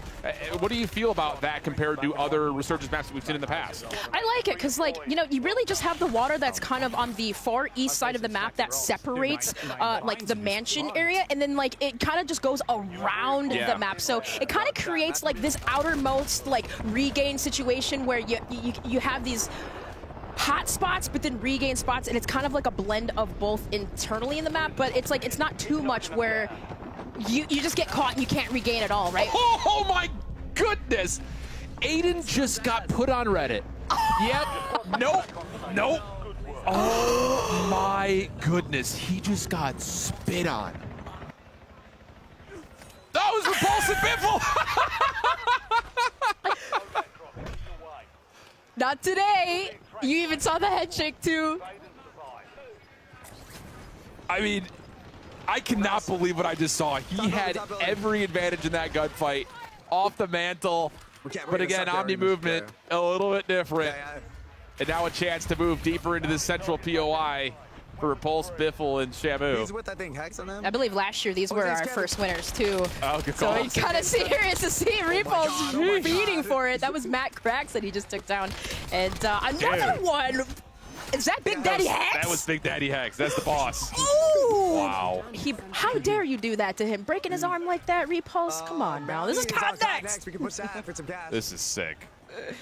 And you know, it's interesting because here's another point of that water you just kind of mentioned, just to kind of put it into some visual identity for you all at home.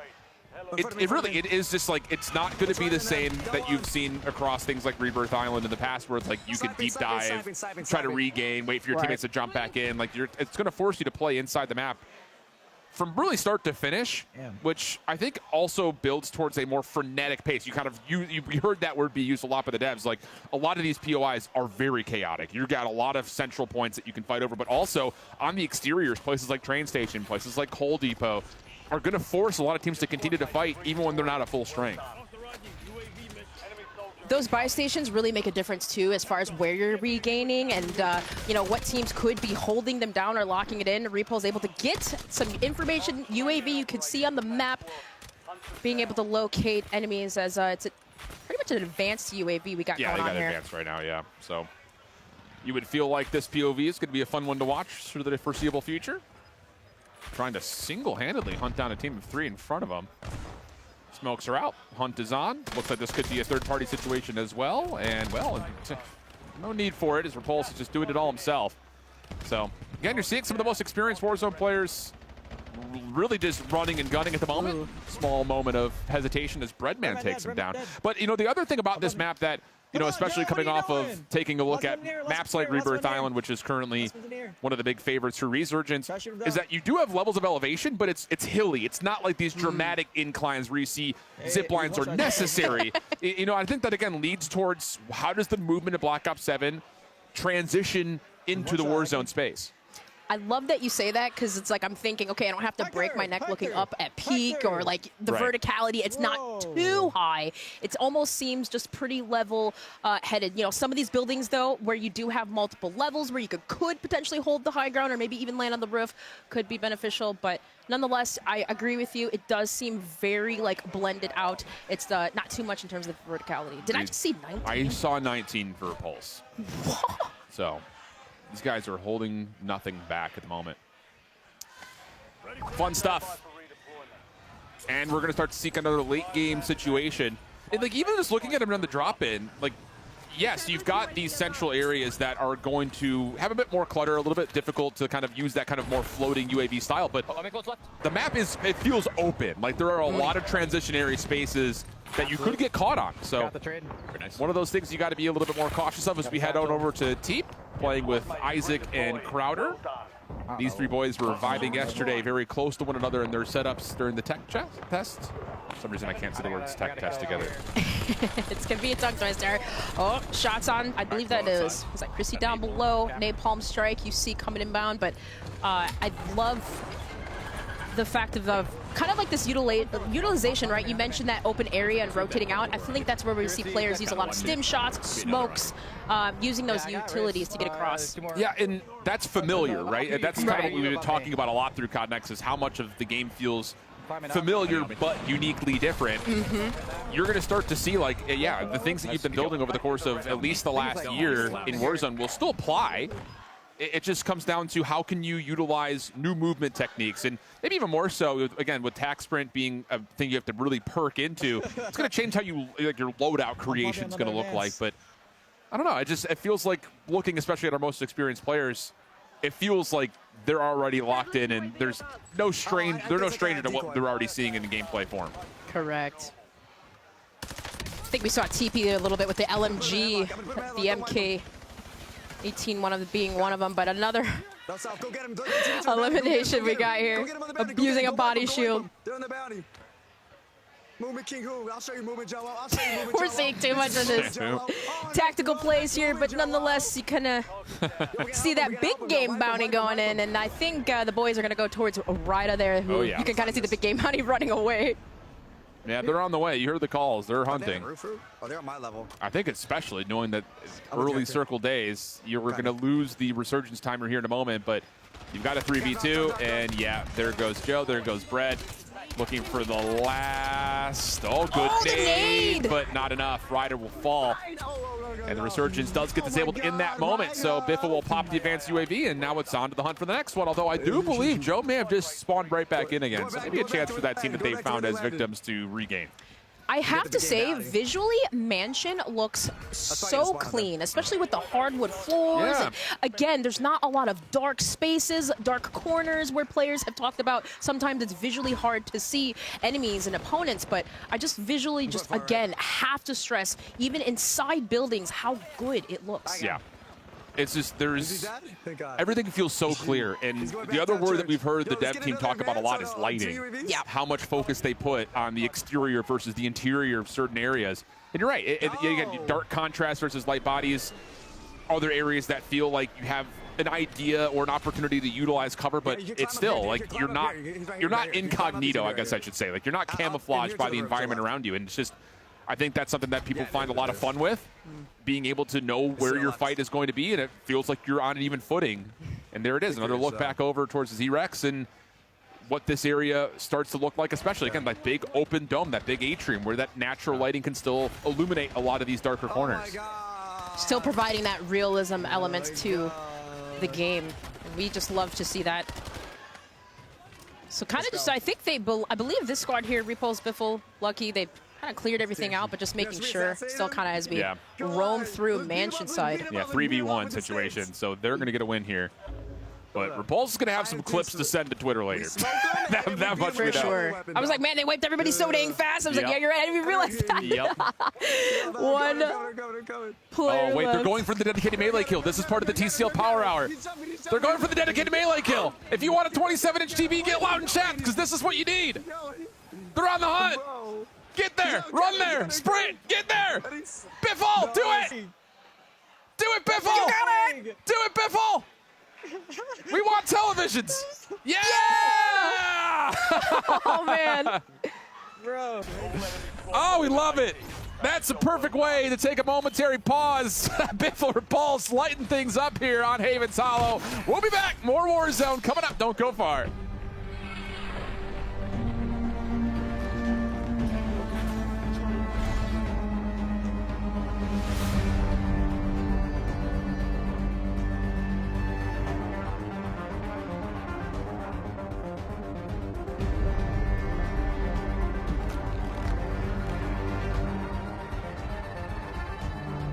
AMD, the official CPU and GPU partner of Black Ops 7. Share the wins. Elgato, the official streaming partner of Call of Duty. Herman Miller. Check out the latest Embody gaming colorways at hermanmiller.com/gaming. Xfinity customers get early access to the Black Ops 7 open beta. Visit xfinity.com/rewards to claim your code today. You're invited to the Little Caesars Call of Duty Challenge. Open the Little Caesars app, accept and complete the challenge. You might win a copy of the new Call of Duty Black Ops 7. You'll also be entered for a chance to win the grand prize, a trip to an Activision studio to squad up with George Kittle in a 1-hour epic Call of Duty battle. Complete the Little Caesars Call of Duty Challenge today.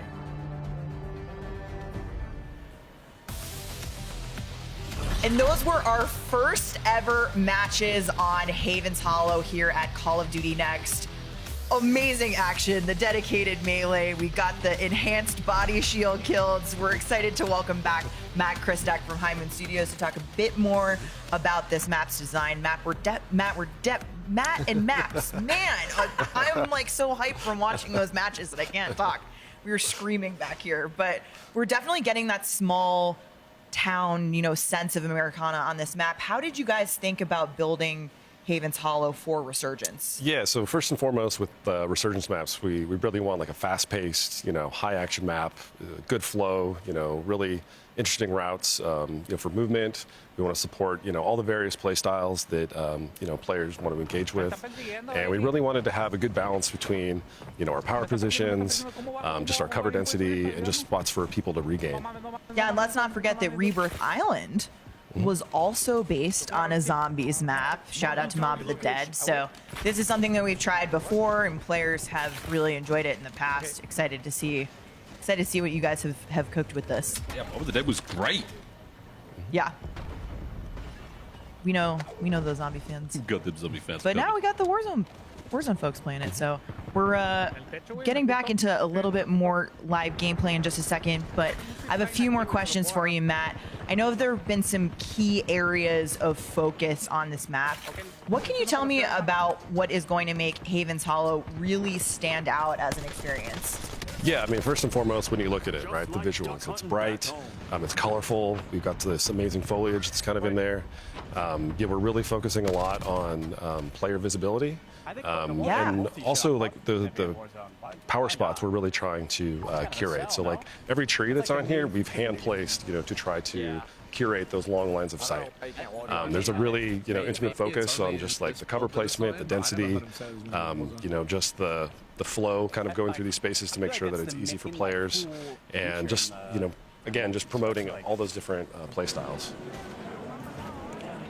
Sort of thing for me where I'm looking at a game as a player, I'm watching these streams, I'm thinking about how I would navigate the map, like going from cover to cover, and it does feel like, yeah, there's options in all over the place, which is really, really cool. Yeah. I'm definitely seeing all these features, and I'm having a lot of fun thinking about Darkness right on top of the old Steamboat. Beautiful stuff. Well, that's enough for us for now. Let's get back over to the casters and back to the game.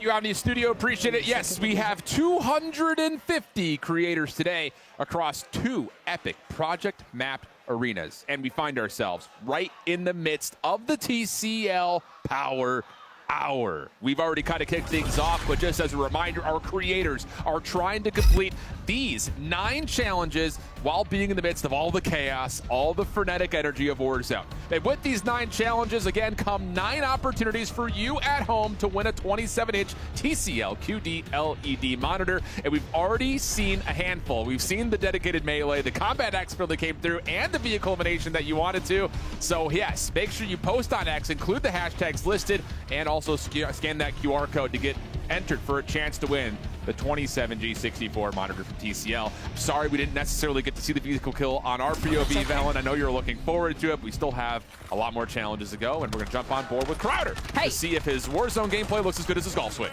It's still okay. If it's free, it's me, right? But plenty opportunities. We'll go ahead and see Crowder getting overloaded there. I think that was Benny, Essential, and Zyro, but I love this map, and I just love the fact that they talked about really catering to all different types of play styles. Yeah, and it's just like one of those things that we kind of hinted towards it. I will say it's fun to see that kind of extra level of depth being provided by the dev team, talking about the things that we're just automatically noticing. Like, I think you and I as commentators, we often take a look to see how does the map kind of flow? What are the players able to do, like, without hesitation, without obstacle hurdling? And it really feels like this map has provided a lot of fun and again, just a lot of open visibility to allow these generic moments to kind of come through.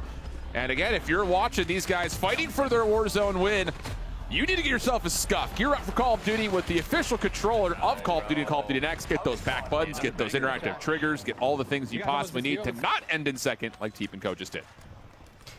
All right, switching on over though here to Isley Gaming. Let's see what we got picked up. We're on the main street here, which all of these POIs, Main Street being a popular hot spot. Really over on the southwest side of the map, but all of these different POIs, again, are just so freaking beautiful, Alan. I can't get over it. I'm just literally mind blown right now. Tell me how you really feel. It's just every tree being placed strategically to allow players to get into that flow state.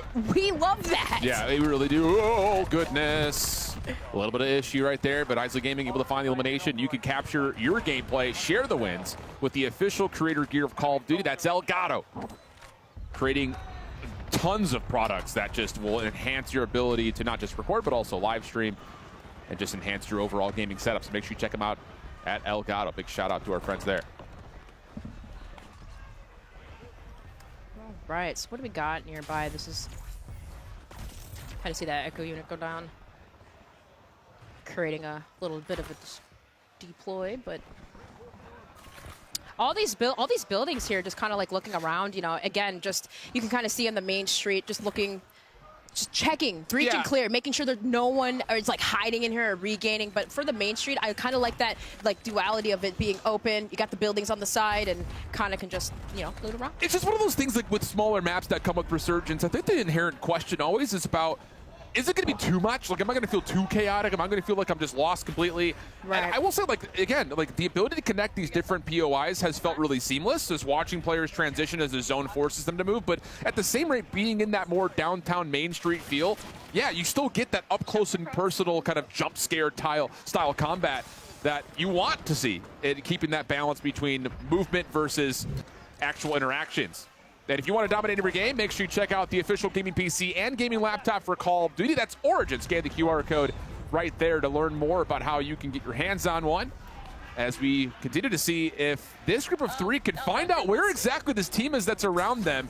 Again, that high to low, that multi setup around the riverboat can be difficult to track down players, and that's where Movement Kings will really shine.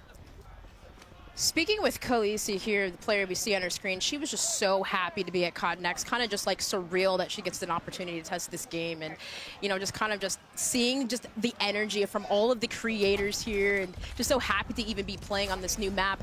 This is Khaleesi just rotating and roaming around the riverboat, and I think that team that actually was starting to push him maybe had backed down, but nonetheless, I like this riverboat regain spot.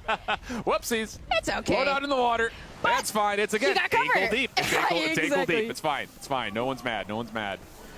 So a chance to build out the loadout, see if they can find some engagements, get things going for the squad. And you know, it's another thing too. You know, you talk about just the atmosphere that surrounds this map. I think especially compared to where we are right now in Resurgence with Rebirth Island, like again, it just feels like everything has a unique element to it, where you feel like you're being transported from place to place. This is the different autonomous kind of level and nature of how these points of interest are set up. As we get a little bit of a jump scare here as the team starts to finally find some contact around the outside of the Havens Hollow mural. And also seeing a team load back on in after the Resurgence timer is still truly in effect. Decent shots. Now a chance to follow up and clean as the darkness will drop and leave that squad a little short-handed. And I love the Grass 45K, the usage of that attack sprint speed. You got that little extra boost there. So Steiner doing a really good job, kind of just breaching, going quickly with these gunfights, these engagements. You don't want to hold on. You don't want to basically fight too long. But I will say this all, coming soon to Warzone, operators will get to ride a special edition Polaris vehicle. But in typical COD Next fashion, we decided to go a step further, and why not have our creators ride Polaris vehicles in a real life in the desert? So let's go ahead and see how that went down. Are you guys ready? We are ready! Let's go! Yeah, girls. Graham, are you driving? Wow, we look so good. Oh, we in now. Scared. Let's go! Vamos, vamos!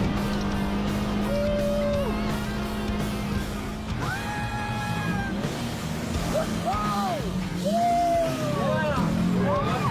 Oh my God!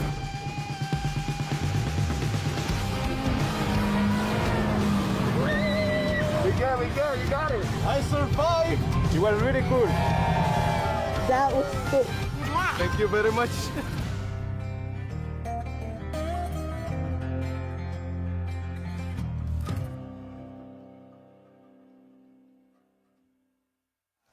Yeah, tons of fun. Fans of course, those that like to go off-roading. You need to get in there and enter for a chance to win your very own Polaris adventure by entering the sweepstakes on the official Call of Duty X account. And of course, using the hashtags right below. You want to get out there. You want to give yourself a chance. We're going to take a brief step out and come back with more action from Call of Duty Next. Do not go anywhere. We'll be right back.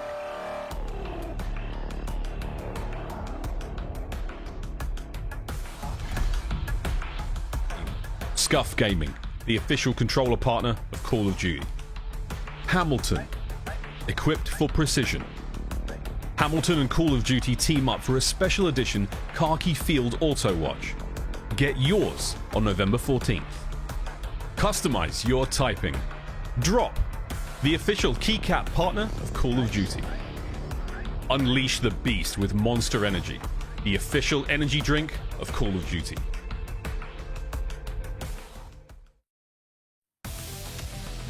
Welcome back to Call of Duty Next, live from Las Vegas. We are excited to have Raven joining us now to talk about some of the key updates coming to Call of Duty Warzone. Welcome Senior Software Engineer Francesco Galletti and Lead Producer Jason Rohde from Raven Software, gentlemen. The Omni Room, welcome. We're so excited to have you here. We have so much to cover, and we want to hit on all of the updates coming to Warzone. But I want to start out by talking about how Raven is approaching the Warzone experience. We know there's been feedback from the community on prioritizing Warzone. Francesco, what can you share with us? Absolutely, Stephanie. We've definitely heard that feedback over the last year.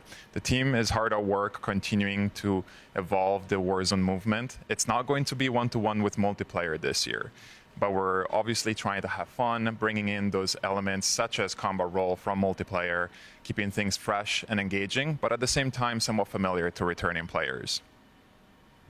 That sounds extremely cool. Like, this sounds like a ton of fun. Francesco, do you have any sort of fun examples for us on the movement changes? Absolutely, yeah. So for tactical sprint, we are removing default tactical sprint, and we're increasing the baseline sprint speed to compensate for that. If players are still looking for that tactical sprint, it's not going to be available in the sprinter perk. And you see, it's a big change. Yeah, Steph. Like, this we're talking about perks more later on, but are there any other movement features coming to Warzone? Yes, so we're introducing the all-new combat role coming to Warzone. It's going to be in the Mountaineer perk, and it's going to be awesome because it's going to let you reduce even further fall damage and keep the momentum as you land. This is one I've been using a lot. It's become a crutch, so to say, falling off too many buildings, but... Jason roasted some of the creators in the room yesterday getting set up. He was like, for all of you out there, I know you have fall damage problems. I got you. Like, we got you covered. Hey, it happens to the best of us, and now we have a perk to help out with that. Another feature that we want to talk about is loadout customization. So, this is, we saw some of the Resurgence gameplay, and there's a lot of new things happening. Francesco, what can you tell us? Absolutely. A lot of new things coming for loadout customization. So we are going to remove wildcards. We are baking in overkill by default for everyone. And also we are having the return of 5 attachments. That's going to make it easier for us to balance and meta based on the feedback. That is my question. How are you guys approaching to balancing and shifting metas now with these changes?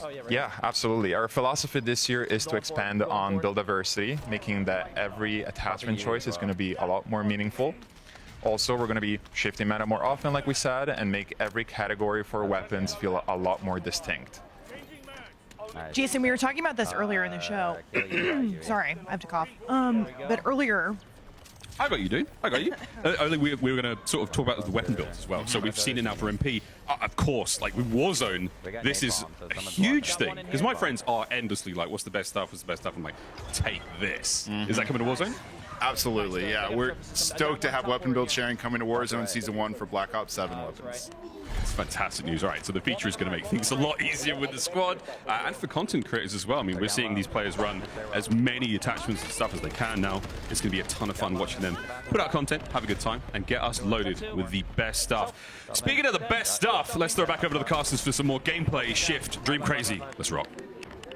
Absolutely. Thank you, Miles. Thank you, gang. We're pumped to continue on with our TCL Power Hour. We've already seen 3 crossed off, and I know there has been some dedicated, intentional action trying to get this done. And we are able to cross off another 2 of the TCL challenges. Again, our creators are trying to complete these 9 challenges while being in the middle of Haven's Hollow. Once these 9 challenges are completed, there will be 9 opportunities for you at home to win a 27-inch TCL QD LED monitor. We're jumping back into the gameplay, but before we do, scan that QR code. Post on X, it includes the hashtags CODNEXT and, of course, that longer TCL one there to make sure you are properly entered to have a chance to win. Because I'll tell you, we were floating around when they were in the dev studio, and I would hear people saying, like, what do we got? What do we need to get still? Because these guys, they don't want to just win. They also want to get this TCL Power Hour completed. I think we only had 2 more left, too. We have an Echo unit and a C4 elimination. We got those. We got that. We got to get those. Easy, easy. As, well, we're coming on here with the... probably a quick win, maybe a streak. Only one player left. His Pros is trying to pin him down, but oh no. Oh, they're in a little bit of trouble. This is down to 2v3 situation with his teammate flying in still. So PA's being tossed down. No gas mask right now. And now it's just down to a 1v3 situation. Oh, Pros, what do you got for us? Oh, it's not looking good. Down to the last couple of plates. Gas is chewing them up. Shots coming in. Pros nowhere to go. Not quite able to get over the finish line by the look of it. One teammate floating back on in, but it's only a matter of time. Unfortunately, not able to find the Warzone victory here, but so close. So close. So close. I think you even saw him trying to use his tip shot to get away. Italian Co. Oh, there we go. Look at this. Feeling good about that first win. No way! Wait, what? Dirty! That was so sick. Does it count? Does it count? Yes, it does. Dirty, it counts. I know it was an armor break, but it was through a wall. Like, what are we talking about? That's the VS Recon too. We've been talking about that sniper, even seeing it in Warzone, how strong it is. And these players are getting ready to load up into a game yet again. Oh, Alan, I really, the one thing I'm also anticipating, as the devs did talk about it, right? We have overkill permanently. Yeah, I'm glad you brought that up, because one of the things that at least I'm kind of locked into, what I'm noticing is how clear in the UI when you see players with their loadouts, you can see what 5 attachments they're going with. So not only can you get the ability of being able to share your loadouts across your communities or across your friend group by using the build share that we've seen introduced for multiplayer. I love to hear that it's coming back into Warzone, because I'll tell you flat out, as much as a meta follower I am when it comes to multiplayer, whenever I jump into Warzone, I never know what's going back through. But speaking of drop, you can also get your drop on by customizing your typing with the official keycaps for Call of Duty. Checkout drop there as we drop on in to see what loadouts Sophie, Bella, and Chrissy are able to pull for this particular drop. Not to keep using the word, but to keep using the word. Yeah. Let's see where we are going to land. And this one, it's the Homestead, which is pretty, like, I feel like the only, like, central most, like, POI here.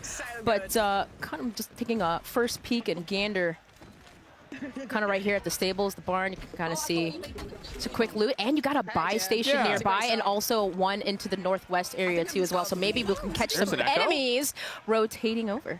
Little echo usage right there from Sophie. Again, just kind of utilizing some of the different utility points that come in with Black Ops 7 across the board. We haven't really seen too much of it, but I want to see some more sight grenade usage. I know when Miles was first telling me about the sight grenade, I was like, brother, I will be absolutely debated when I get effective. I'm shooting everything. People will be looking at me like I'm crazy, but I'm excited for that little bit of new deployable utility coming into the game as well. Oh, we already got our first body shield here. Let's go. Okay, this is happening way too much here today. These guys are having so much fun. I will tell you what, but kind of just taking a look at the elimination it's there. Hex! I'm gonna go. Oh, Hex, brother. Again? You know, I saw his post on X earlier today. He was posting a Black Ops 7 like sniper montage and coming soon. It's a happy 18th birthday because he was looking cracked out. But if he's getting body shielded, I might have to go delete. You gotta just hear them talking, yeah. All right, so having enough money, of course, to get our loadouts here. The XR3 Ion, a sniper, another one that is going to be featured here in the beta. So much. And I have to say again, like, I just love the clarity, and it's kind of like the unsung hero of like developers, like just shouting out the UI UX directors that are involved. Like, it's just everything is so clear. Like, what does she have in her Peacekeeper? Now you can see it. So, great stuff as we lock back on in. Sitting comfortably is Sophie Snaz with her Herman Miller gaming chair. Proud to be the official chair partner of Call of Duty Next. Make sure you check out Herman Miller Gaming if you're looking to upgrade your setup and game a little bit longer, a little bit more comfortably. As Sophie locks on another elimination. That's Scump that gets down. So, wow, Hex gets body shielded. The King gets shut down. Shotzi's out of it. Ladies are frying. And I love the decision-making that they're choosing here. Like, quickly take that engagement. I mean, take a laugh, take a video, and laugh about who you just eliminated. But you can see they're kind of quickly going towards the mansion side, because if you notice behind them, there's a little bit open area. There's a street side, so they just kind of want to get into that cover.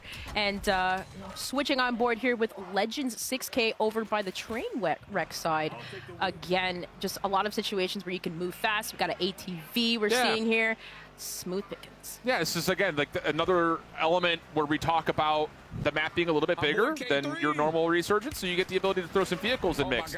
And don't lose time, don't lose track of time, rather, while you're inside of this new resurgence map. Shout out to Hamilton. Equipped for precision, Hamilton is entering the Call of Duty franchise with a special edition khaki field automatic. That is a limited release, so if you're a watch guy or girl, make sure you get your hands on one of those limited editions. So again, we've been wearing them. They're comfy. They're sick. They're awesome. But that's at least it for now. We're going to head on over to break. When we come back, we've got way more when it comes to Call of Duty Next. So stay tuned as we continue to reveal more at Call of Duty Next at the backside of the break. Dominate every game on a big screen TCL QD Mini LED TV with 144Hz native refresh rate and AMD FreeSync Premium Pro. TCL, the official TV of Call of Duty. Experience the world of Call of Duty with Corsair, the official gaming hardware and peripheral partner of Call of Duty. Operators, get ready to ride the special edition Polaris Razor Pro R and Sportsman XP 1000 vehicles, dropping soon into Call of Duty Warzone.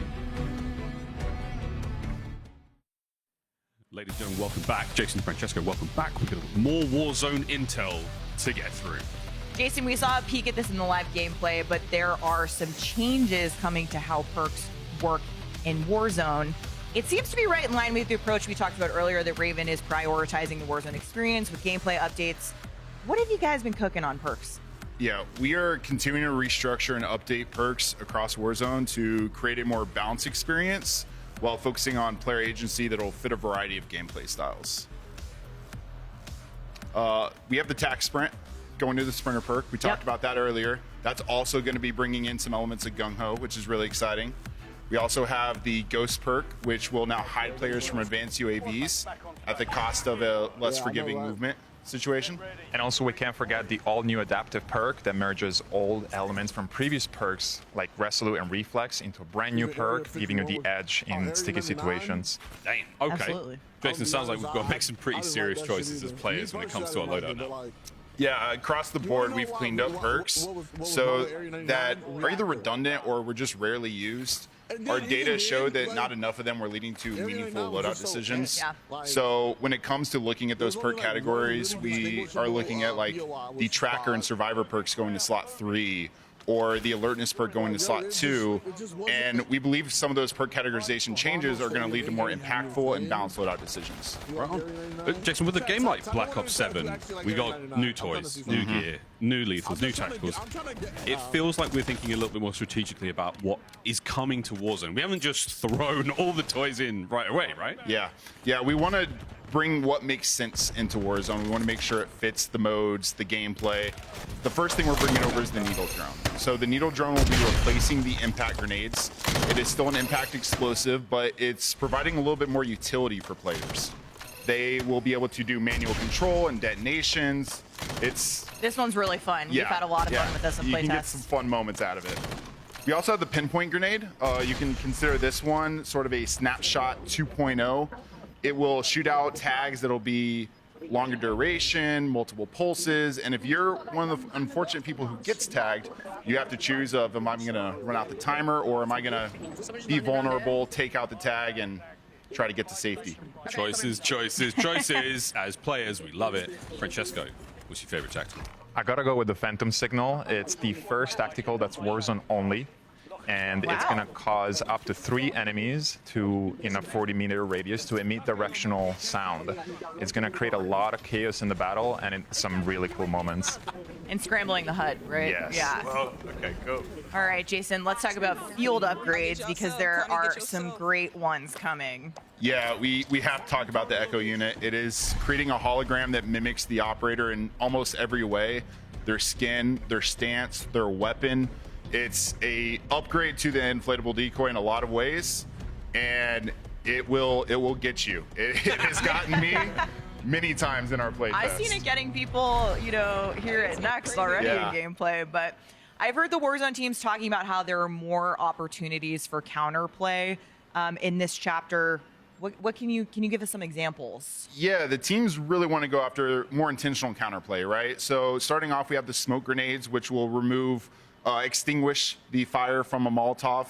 And we also have stems, which will remove the effects of concussion and flash grenades. So we really want to continue to go after some of these rock, paper, scissors beats as seasons drop, where it makes sense. It's really cool. I mean, a lot more sort of ability here with stuff that's already existing in the game. Awesome. I want to know what's in those stims. What are they doing? Great updates coming, folks. I need one. I'd like a stim shot, please, folks. Well, we're not going to get it, but we are going to get some live gameplay. It's back over to Dream Crazy, and it's back over to Shift. TCL Power Hour. What's going on, folks? It's still going on, Miles. TCL Power Hour continues as we need to see, are these last two going to come through? We saw the Echo unit get utilized, so now we're all rooting for C4 eliminations, because if our creators can find a way to do that, they are going to open up an opportunity for you at home to win 9 separate TVs from TCL. By posting on X, by including those hashtags, by scanning that QR code, you will enter for a chance to win. 27-inch TCL, friends. It's free. If it's free, it's Ellen. I'm a sucker for a sale. There's no better sale than something that's free. So we'll see if our creators can find one C4 elimination in the next little bit to get our TCL Power Hour completed.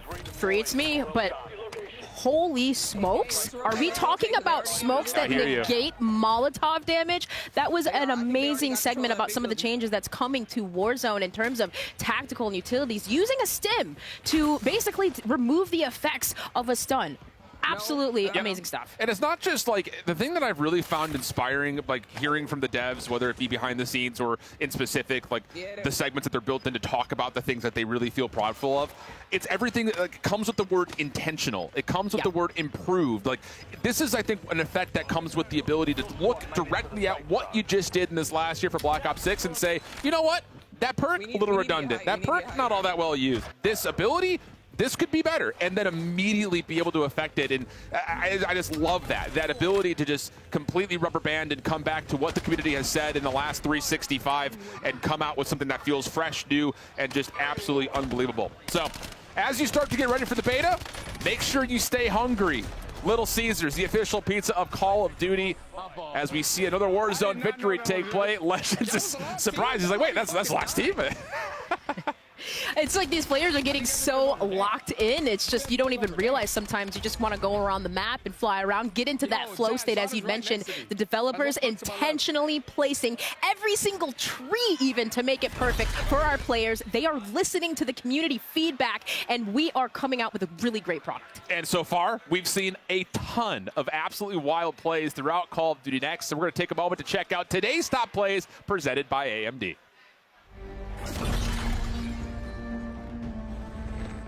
Right, well, this was one that we had saw with Scump getting pinched here in this situation. And, of course, Leonard Shifty and Ahsoka taking the dub. You see even just bouncing in the background, just the excitement, the joy that comes through. We heard some words shared by Leonard Fournette, but Aiden, what happened? Hello? I mean, off the mantle, shots are there, but gets absolutely destroyed. That so far, I think, has been one of my top plays, just individually, and Repulse on the other side shows the joy of what exactly just unfolded. We'll see you on Reddit. How about this snipe, though, from Dirty? Trying to 360, boom! And right in there, displaying the snipers. That's to come with the BS Recon, a win for Dirty and crew. FaZe doing FaZe things. We're going to skip over to a quick break. 360, not quite no scope, but Dirty pop it off as we head to break. Come back with more.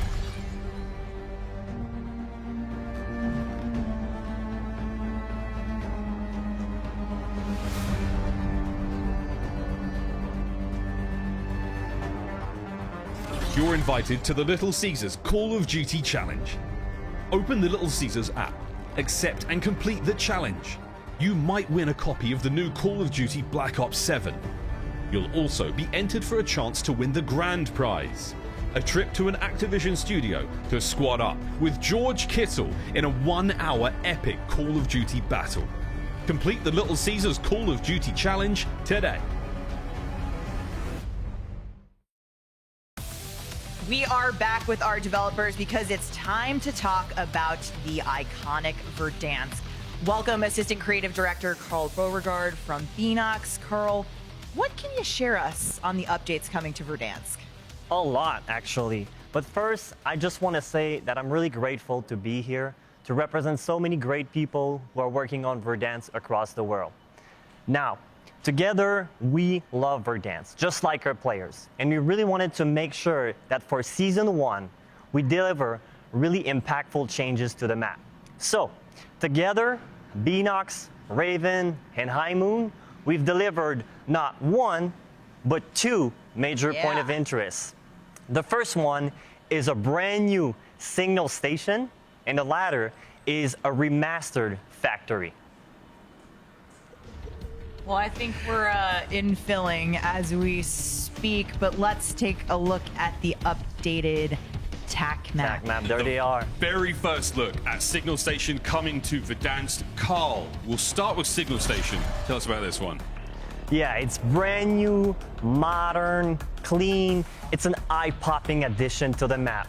It has a unique gameplay feature that players can take advantage of. And as you can see right there, it features multiple buildings with unique visual, but more importantly, gameplay flow, right? You have the control room right there. You just saw the server room. There you go, we're back at it. It's really just a nice addition to the north section of Verdansk. I was going to say, I mean, like the map, it looks great, and I love the addition, but why this area of the map? Yeah, exactly. So basically, we saw that players really love military base, but it's also isolated in the north, right? And so we wanted to breathe life in an area that hasn't seen much action lately. So that's why. Yeah, it sounds extremely cool. And one thing that I love is just we're seeing it around us now. Yep. But knowing that's good, that visual and the height is going to draw people into this POI. Hopefully some players are going to drop there today. We're going to get a look. But I think you mentioned earlier that there's a unique feature in store for us with Signal Station. Absolutely. I'm thrilled to talk about it, really. Signal Station will introduce what we call the tactical heat map. It's a feature that gives you crucial information on the battlefield. So it's really great. Basically, in a nutshell, it shows the threat level all around you on the TAC map. We're getting a look at it here. So the tactical heat map is not in this build here at Next. So here you can see it, the entire Verdansk displayed in front of you. You have it, that's your personal version where you can see where most players are. It's really useful. It looks really useful. It's giving, again, us as players a lot of choice. We can make, informed decisions based on a little bit of information around us. Yeah. We wanted to add a strategic gameplay element as we introduce Signal Station. So that's what we've done. If you're an aggressive player, you can go there and use the heat map to go towards the red zones to get those high kill games. And if you want to play tactical, you can go towards the green ones or the yellow ones. You choose your own pace with the heat map. And that's what we love about it. And it actually gives a true reason to go at Signal Station. Yeah, you're coming at it. We need the intel. You want to get that edge as a player. I know our sweaty players are going to be there looking for, where to head for more kills early in the match. Yep. But a reminder, what we're seeing here at Next is an alpha build of Warzone. So like I said, that heat map is not available today in this build, but something that players are going to be able to jump into at Season 1, which is very exciting. It is. It is. Now, it's not the only POI we have to talk about in Signal Station. It looks great, but there is another whole different POI happening on Verdansk for Season 1, and that is Factory. Carl, Factory sounds cool as well, Steph. Yep. Yeah, we are very excited to welcome back Matt Christek from High Moon Studios. Matt, some people might be a little bit familiar with Factory, but what's new here? Yeah, so the POI you remember from Verdansk 84 is coming back. We've updated the theme, but we've purposefully kept the layout the same. So it's now manufacturing rocket components. There's improved lighting. There's improved callouts. There's numbers on top of all the buildings. You can kind of see it from infill. Yeah, I love how clean this map is, and like you said, because you kept the same layout, we're going to know our way around, right? It's got a new look, but this feel is going to remain the same. Yeah, you can see the new rocket parts, different pieces of cover. It is really cool. This does feel just like, it looks like the layout looks perfectly like 84. I've got some very strong memories of the rooftops of that factory. Yeah. That looks great. Yeah. It looks like some of our players might be dropping in there live. Hopefully, they're close to Signal Station right now. It's right behind him. Oh yeah, I see it on the right there. You see the dome on the right. Yeah, exactly. Oh, getting ready to drop in. Good old noisy Butters. You love Butters. We love Butters here, but again, are we going to go factory off rip? We're going to check out Signal Station? Yeah, I'm sure they will. Surely, guys. Like I said, I feel like people are going to be really drawn to Signal Station in infill just because of the verticality and how that dome is just like, yeah, it's so here I go. impactful. You almost see it from anywhere in the map. That's the beauty of it. It's like you're at Superstore, you see it. You're at the Overlook, you see it. You're at the stadium, you will see it too. So you can't really miss it out. It's a great landmark to Verdansk. This drops a little far off, but I'll see if anyone's going for it. But this does look like a lot of fun, like a really, a nice addition to the map, guys. Well done. Yeah. No, Carl, I loved this spot back in the day, so I'm really excited to see it come back. Miles and I were playing Verdansk 84 together, back then. Here we are now. Yeah. But, what's it going to feel like? I mean, we tend to really find success when we strike the right balance between fan favorite returns, like a great factory that feels good, that Matt just described, and then a brand new addition with Signal Station, as you can see right there on the screen.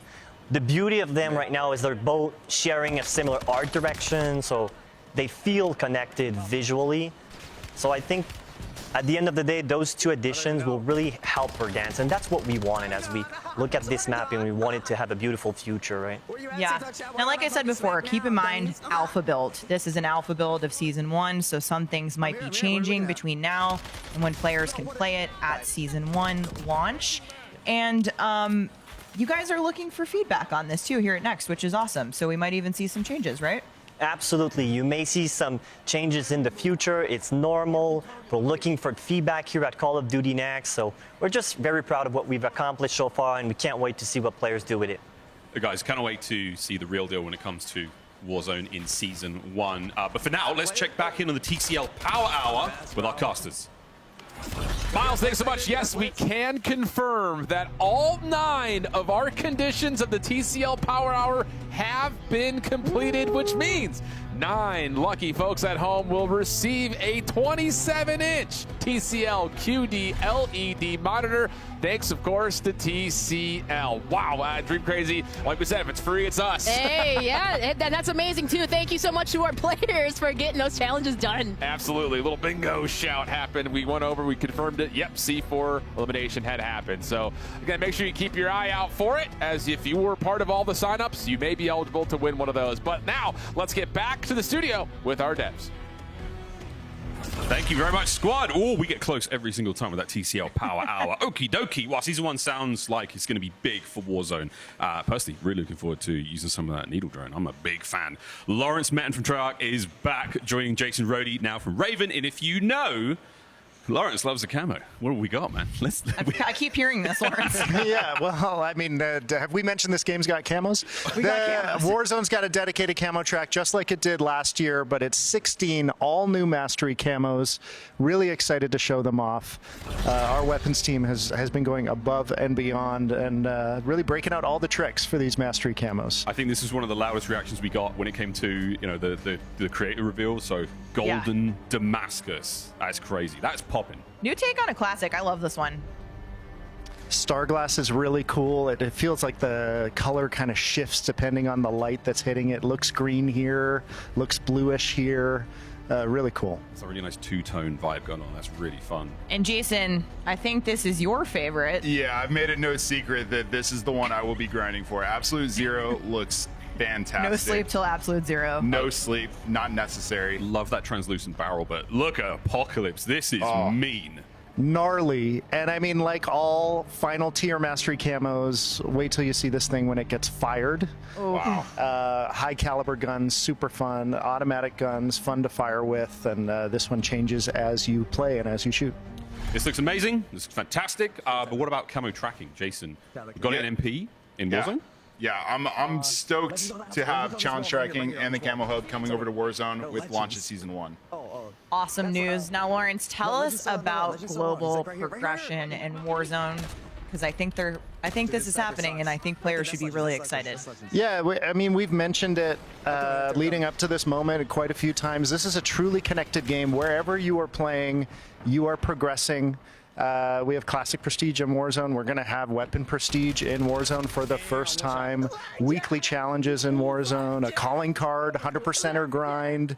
All of your favorite global systems are going to be in Warzone starting with Season 1. Hell yeah, they are. Jason, I just want to hit quickly on playlists too. We know the community is always, asking what to expect. So specifically for Season 1, what can you tell us? Yeah, with a new Resurgence map, we're stoked to say that we want to make sure players are able to play what they want to play.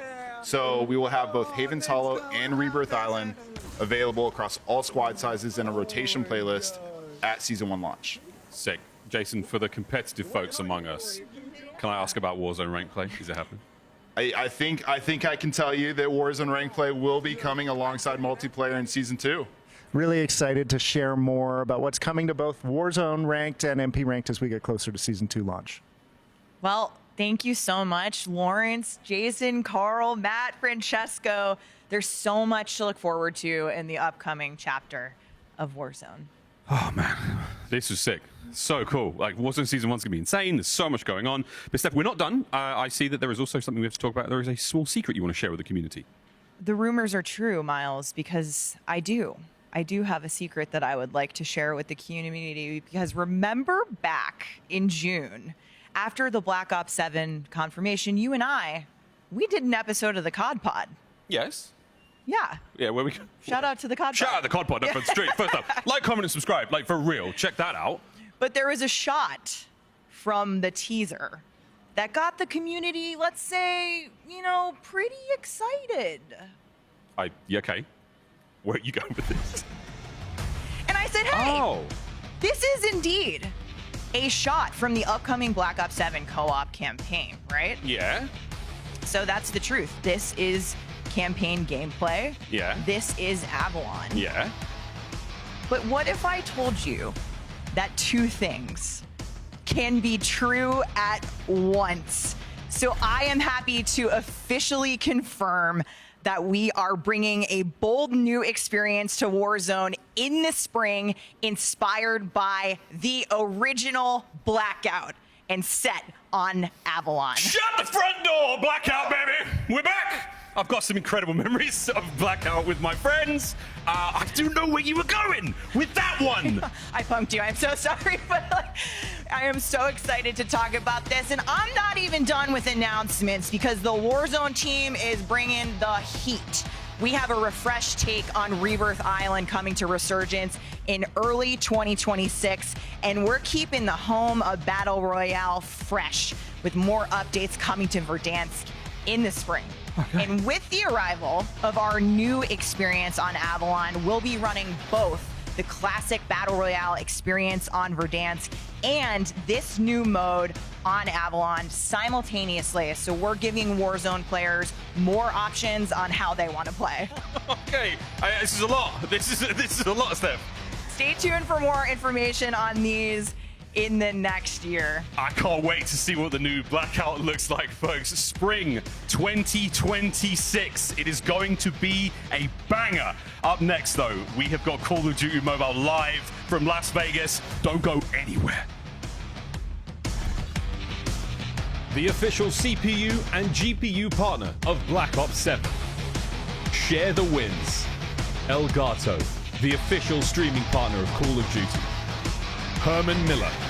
Check out the latest Embody gaming colorways at hermanmiller.com/gaming.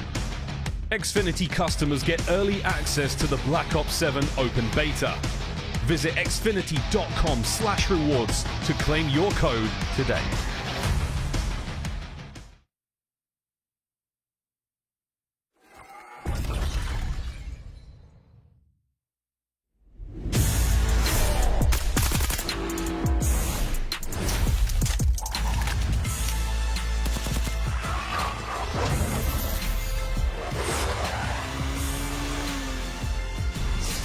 I play Call of Duty Mobile every day.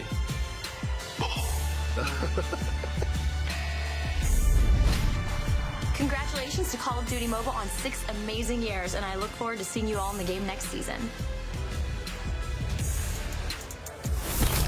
Happy 6th anniversary Call of Duty Mobile. To more years of victories and staying legendary.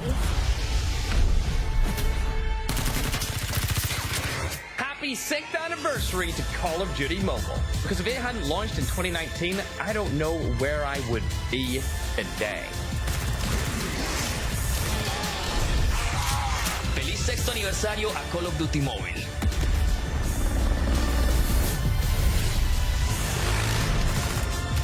Oh my God. Wolves are going to be your COD Mobile 2023 World Champion.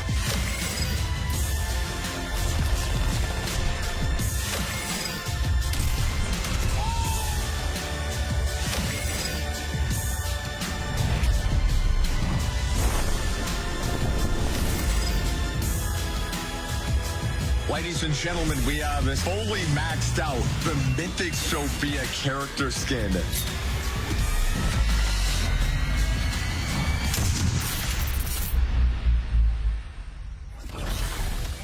Welcome back to Call of Duty Next. For over half a decade, Call of Duty Mobile has been the definitive mobile shooter globally. And now, as it approaches its 6th anniversary, it's pretty clear that things are just getting started.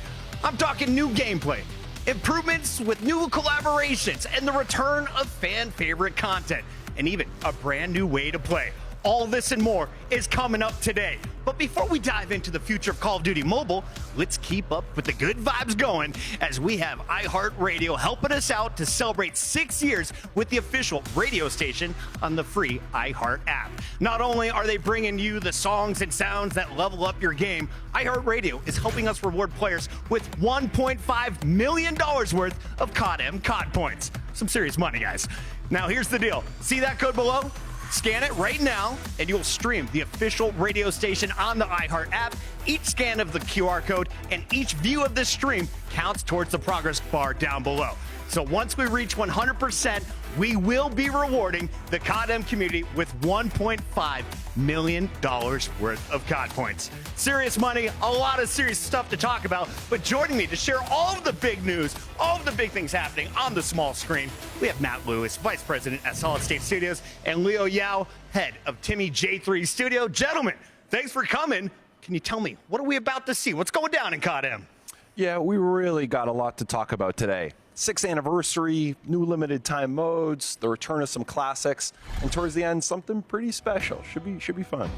You know, Leo, we've worked on this game for close to a decade, which is just crazy.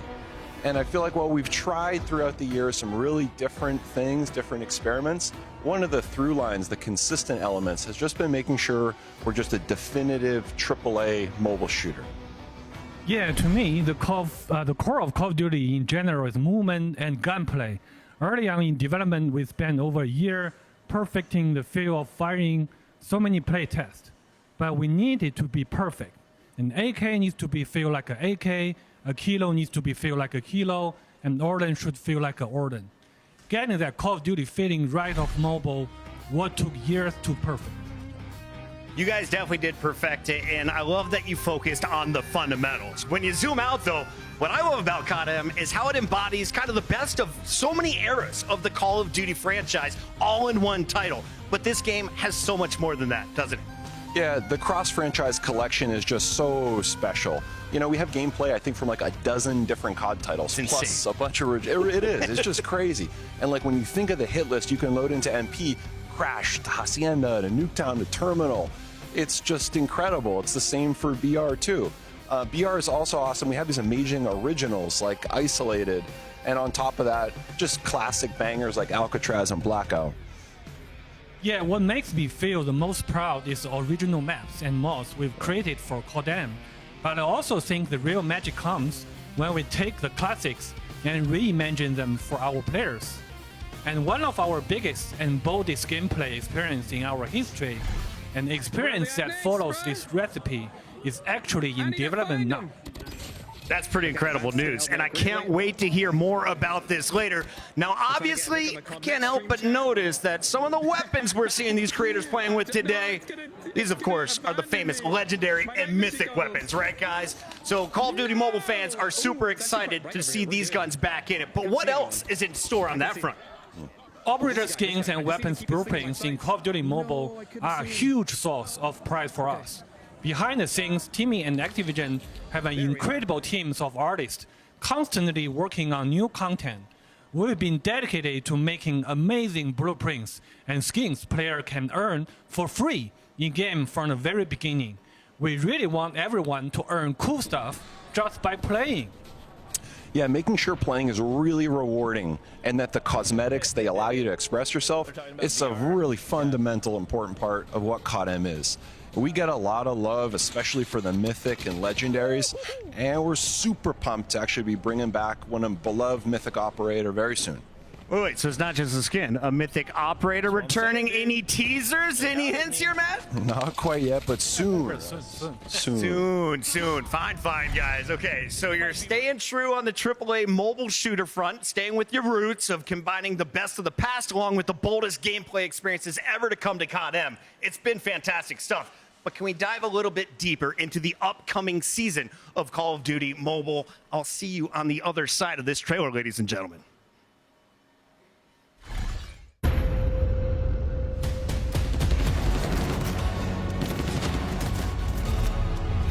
Watch your six.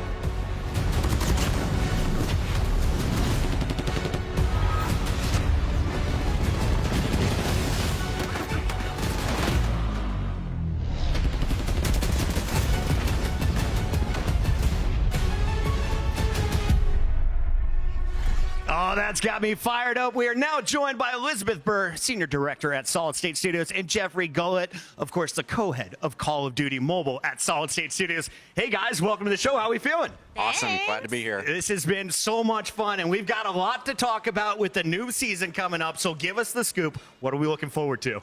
Yeah, we're all super excited about what players are going to start seeing very soon in Season 9 and then continuing through Season 10.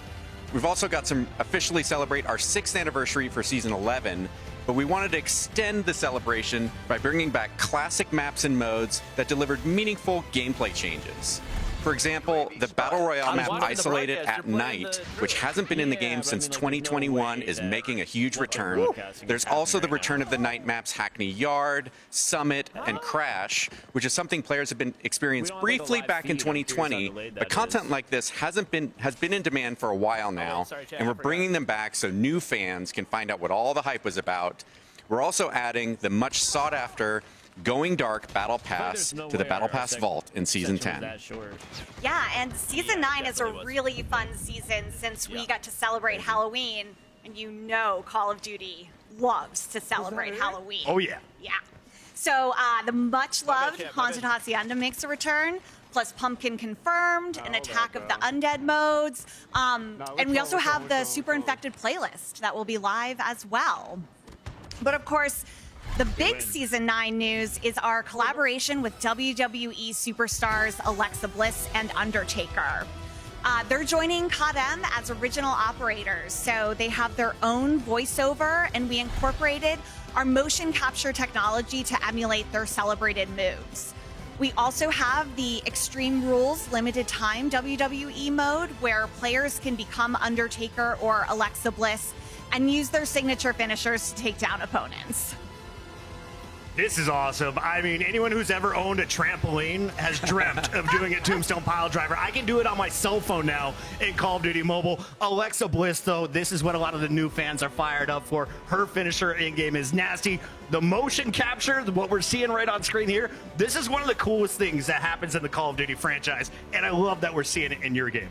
Yeah, this was really exciting that Alexa was able to come into the motion capture studio. We captured her likeness, but then she also worked with the team, as you see here, to get down her exact moves perfectly, and it really shows in the game. So many awesome skins. The operators available. Season 9 has been incredible. The Undertaker is here, and we have so much more coming. When you look at this process, though, how much effort went into bringing WWE to life in Call of Duty Mobile? Well, it doesn't just happen overnight, that's for sure. So, this was a collaborative effort across all the teams working on COD-M and, our partnerships team, everyone. So it's just so exciting to really see this finally come to life, and to see all the great weapons that we've put out there for this season. I'm just so excited to see the players get to have their hands on it over the next day or so. And to quote Tim the Tap Man, I mean, Call of Duty does some pretty great stuff with their weapon skins, but you guys do it differently in the COD M universe. I love what you've been building in Season 9, and we have Season 10 just around the corner. Jeff, this has been a blast here at Next. I know the COD M fans are going crazy, and you guys have had so many great partnerships. Are you playing Undertaker or Alexa Bliss first?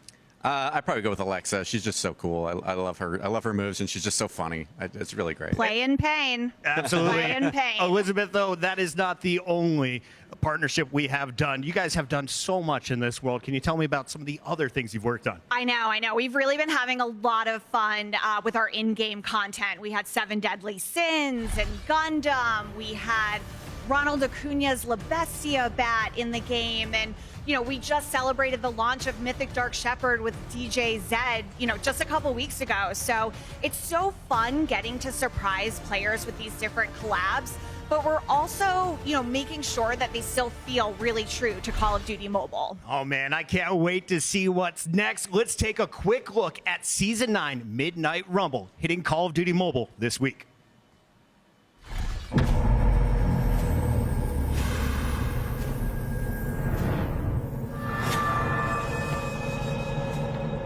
Well, look who it is.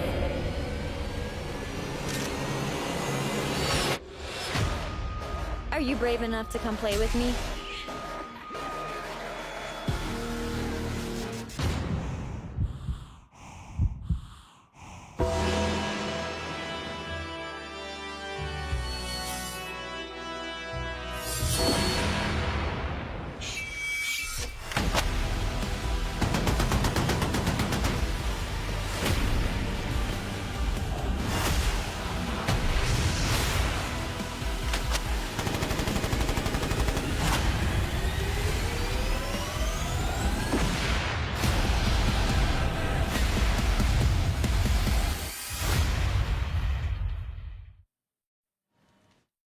I don't know about y'all, but I am ready to rumble after that one. And I hear there's one more surprise that we have in store for the fans for Season 9.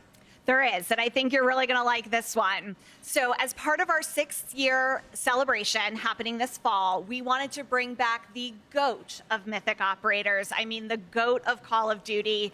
And my personal favorite, because he's a fellow dog owner. Of course. The one, the only, Mythic Ghost is returning to COD M in Season 9. This is going to go like hotcakes. Ladies and gentlemen, you heard it here first. Mythic Ghost back in COD M. So much news. We need a quick break to recover, ladies and gentlemen.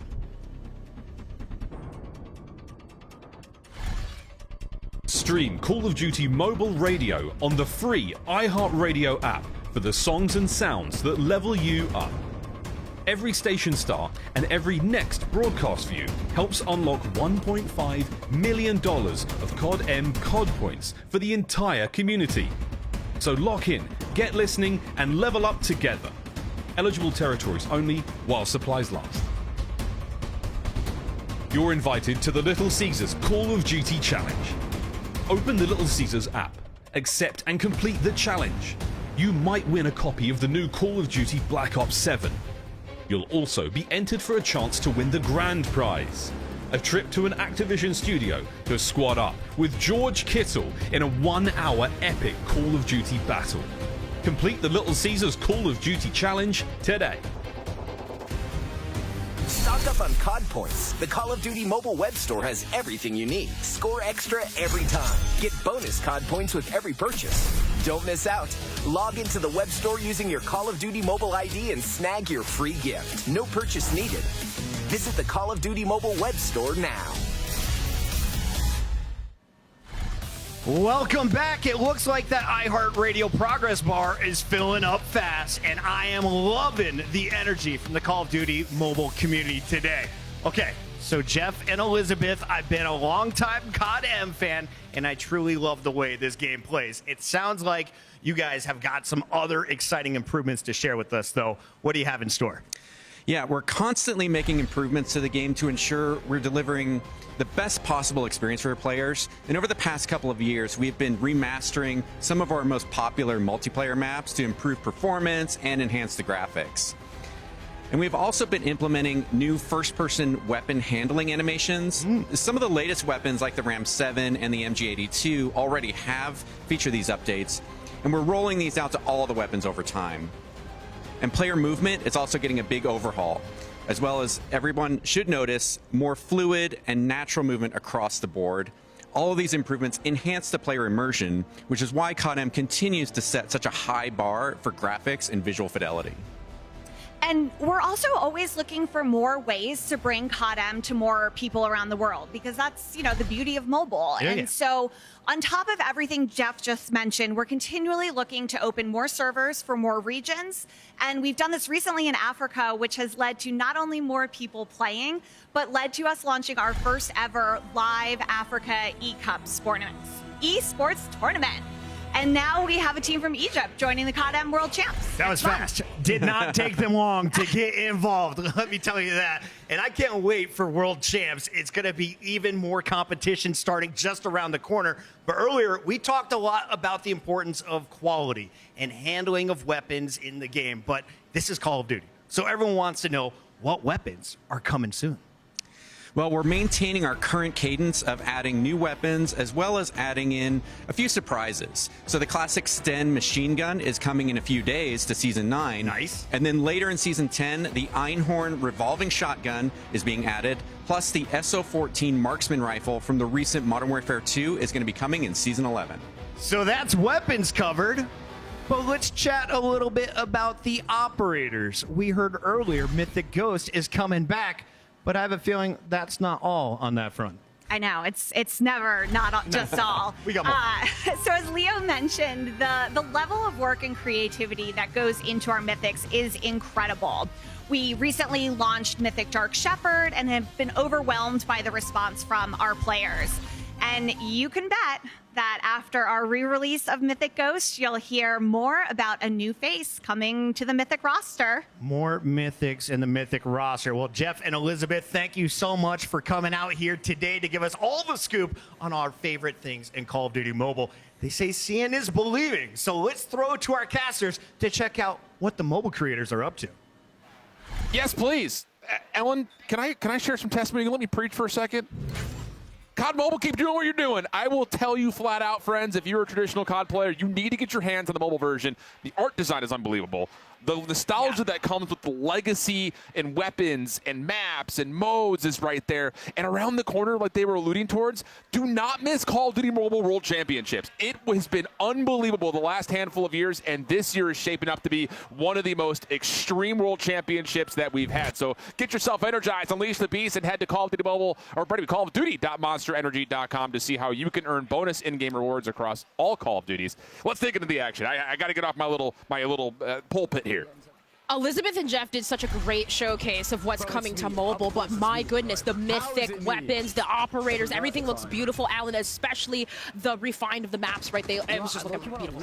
Absolutely the case, and I will say just the mobile creators that we have here, yeah, you can see exactly how intense the gameplay can get. It blows my mind every time I have a chance to watch players like Vague and Noah and those guys that are here lock in, use four fingers, and have movement that is right there along the same caliber of what you see like in the CDL, for instance. But if you're looking to kind of get yourself more off the rails and maybe off the road, check out Polaris, the official Call of Duty off-road vehicle partner of Call of Duty and Call of Duty Next.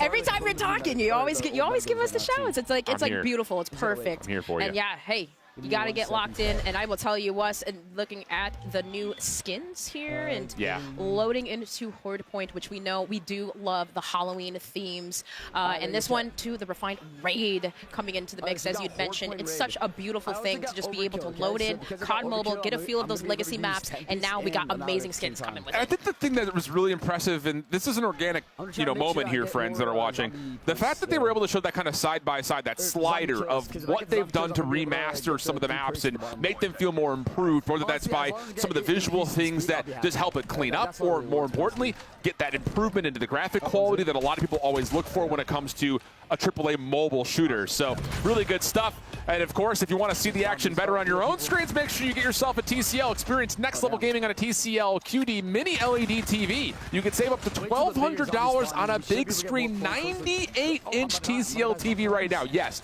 98 inches. They actually have one out in the creator lobby. 98 inches is not small, I'll tell you that much. It takes over the room.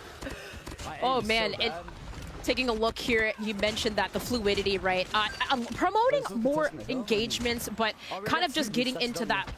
Once again, we mentioned Call of Duty loves it, flow state, and right around here, the Square Center on Raid, you can kind of just see a beautiful display of that. Yeah. Yeah, Vague's good, by the way, just in case you hadn't noticed. It's just, again, it's just watching how, I want to just turn your attention down to the bottom right-hand side of his overlay. Look at how he's manipulating this tablet with 4 fingers to essentially still pull off the movement that you would expect from some of the normal multiplayer Warzone's best. It's next level, and it's just a ton of fun. It's impressive. It really is. Yeah. You know, it's just so unique. But just even being able to, I mean, you can even hear him talking about a nuke. He's done it before. He'll do it again, I'll tell you that much. Vega world champion in the Call of Duty mobile space, so he's got the talent, I'll tell you that much. Oh, no. Oh, yeah. Yep, Tempest in play again. It's just, this is what we're talking about. Like, it has every element of all of your fan favorite stuff from any Call of Duty you could think back to. They said like from 12 different Call of Duty titles they pulled from to make this game what it is today. You gotta love to see that too. Just a classic Tempest being able to chain enemies. Haven't really utilized that since BO3, but I love to see it continuing on. I mean, this is just looking so fun, especially with all the zombies on the screen. Call of Duty Mobile. Alan, I'm telling you what, I got my tablet with me. I'm going to go and download this right now. You need to. Re-download it, rather. It's just amazing how beautiful it's looking so far. Tablet, phone, whatever you got in your pocket. Well, I don't think you can fit a tablet in your pocket, but regardless of that, now that you've seen what's coming to the game in the near future, I think it's time for us to see what the next chapter in Call of Duty Mobile has in store with us.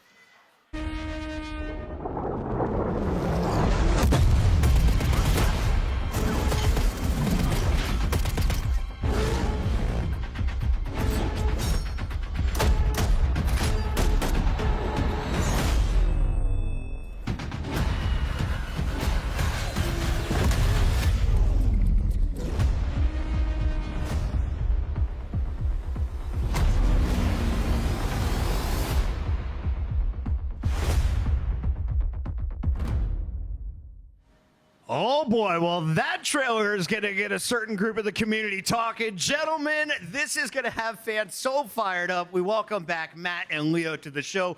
DMZ Recon is coming to Call of Duty Mobile. What should we know about it? Yeah, DMZ Recon, it's inspired by Infinity Ward's amazing DMZ mode from 2022's MW2. And our goal here is to give players our take on the extraction mode experience. And the core of that experience, it's just combat. DMZ's combat, it's the best in any extraction game on the planet, period. The great thing about COD is we know how to do PvP better than anyone. But PvE and PvEVP, these are different beasts. DMZ, for me, it just nails that PvE experience. It has really engaging mechanics. Things like boss fights, weapon cases, factions you can interact with, danger of radiation zones, and map design that's very smart and intelligent from a combat perspective. When you add these all together, they just provide a PvE experience that is unrivaled and ridiculously fun. Our DMZ Recon experience, it embodies all these really crucial elements and mechanics. Yeah, we designed from the ground up to be a major addition to Call of Duty Mobile, standing alongside Battle Royale and multiplayer. That type of positioning means we are pouring our heart and souls into making world-class mode. Matt talked about some of the areas we are developing on that come from DMZ. At the same time, DMZ Recon is not a port. It's a reimagining for mobile players. We are going deep on progression, and we have a full set of systems, earning collectibles in matches to unlock buffs, investing in the skill trees to shape a unique playstyle, and the big draw for extraction fans, grinding for gear. It's important that progression feel impactful and rewarding. I'm so excited about this, but what can you tell us about what we saw in the teaser, gentlemen? I know it was less than 30 seconds, but there was a lot in there. Yeah, there's a lot. Yeah, you likely have noticed that some new points of interest that you haven't seen before. We have a brand new map made just for DMZ Recon called Serpent Island. The points of interest on Serpent Island will be different from other large maps. They will be much more varied and intricate. Yeah, the goal has been for us to build a place where players, they just feel immersed, a world that feels lived in, a place where they can make new discoveries each time they drop in. It feels like a place you want to be able to come back to. That's our goal. That's what we're aiming for.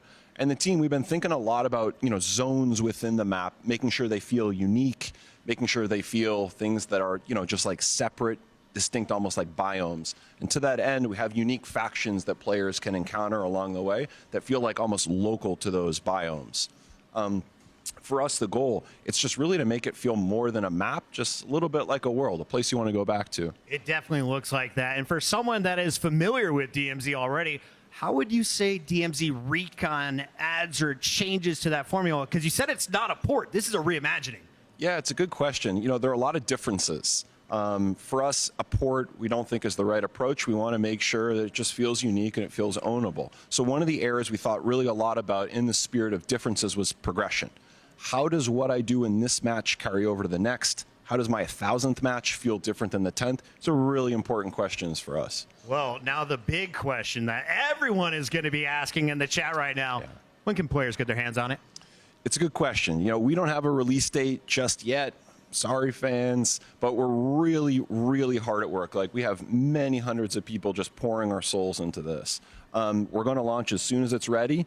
The soonest you can know is just by looking on all the social channels. We'll make sure the first time we're ready, that's where we'll update for the newest drop. You already got them bookmarked on X. We know you. And with that, ladies and gentlemen, we are nearly at the end. And by the looks of it, the folks at iHeartRadio have delivered. Head on over to callofduty.com/redemption and enter that code you're seeing on screen. Yeah, they delivered. So follow the instructions on the website, drop in your CODM UID, press submit, and keep an eye on your inbox because we're sending you 880 COD points. Now be sure to act quickly for your share of $1.5 million of COD points. It's redeemable once per user and is available while supplies last. So, Matt, Leo, anything else you want to add before we close this baby down? Yeah, more than anything, I just want to extend a huge thank you to players who've been with us over the last years. We couldn't have done it without them. When we look ahead at the next 6 years, we feel like the roadmap and the content, in some ways, even more exciting than what we had in the past, which just feels awesome to say. Yes, thank you to all of our players around the world, and we hope you are excited about all we have in store for Call of Duty Mobile. The next chapter begins now. What a fun update to Call of Duty Mobile. Throughout the day, we've been capturing the biggest reactions from creators. Here's a look at the best ones in our TCL Reacts Reel.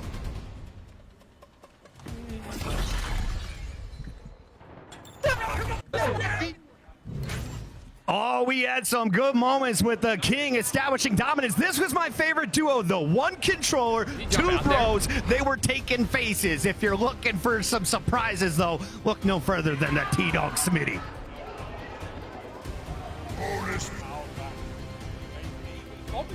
Yes. Top of that bond. Yeah, shout out to my guy and the whole watch party. They are here in Vegas celebrating with us. Biffle and the crew got involved in Warzone with some dubs. Very familiar to seeing that screen. Oh, dedicated melee finishes. We saw some huge finishing moves. We saw some big wins. First there on Haven's Hollow, of course, and Repulse electric. That room was deafening. It was so loud, so much fun, and a big shout out to all 250 creators who made it out here, Miles. The best reacts, though, who does it belong to? Who knows, man. Well, at the end there we saw Repulse, and he is our TCL Reacts Reel winner. He will be receiving a 98-inch TV, courtesy of TCL. Look at the size of that thing! Just what Repulse needed is a bigger monitor. This thing is taller than he is, 98 inches, Miles, and you know that one's going up in the man cave. That's going up in the man cave for sure. Well, Chris, what a day, baby. Dude, it's been so much fun. We've been walking around the venue, exploring the world of Call of Duty. Every bit of it has been a blast. It really has. I mean, I think that's it, Chris. Yeah, that's right, Miles. That is it for Call of Duty Next, but that's not the end of the show.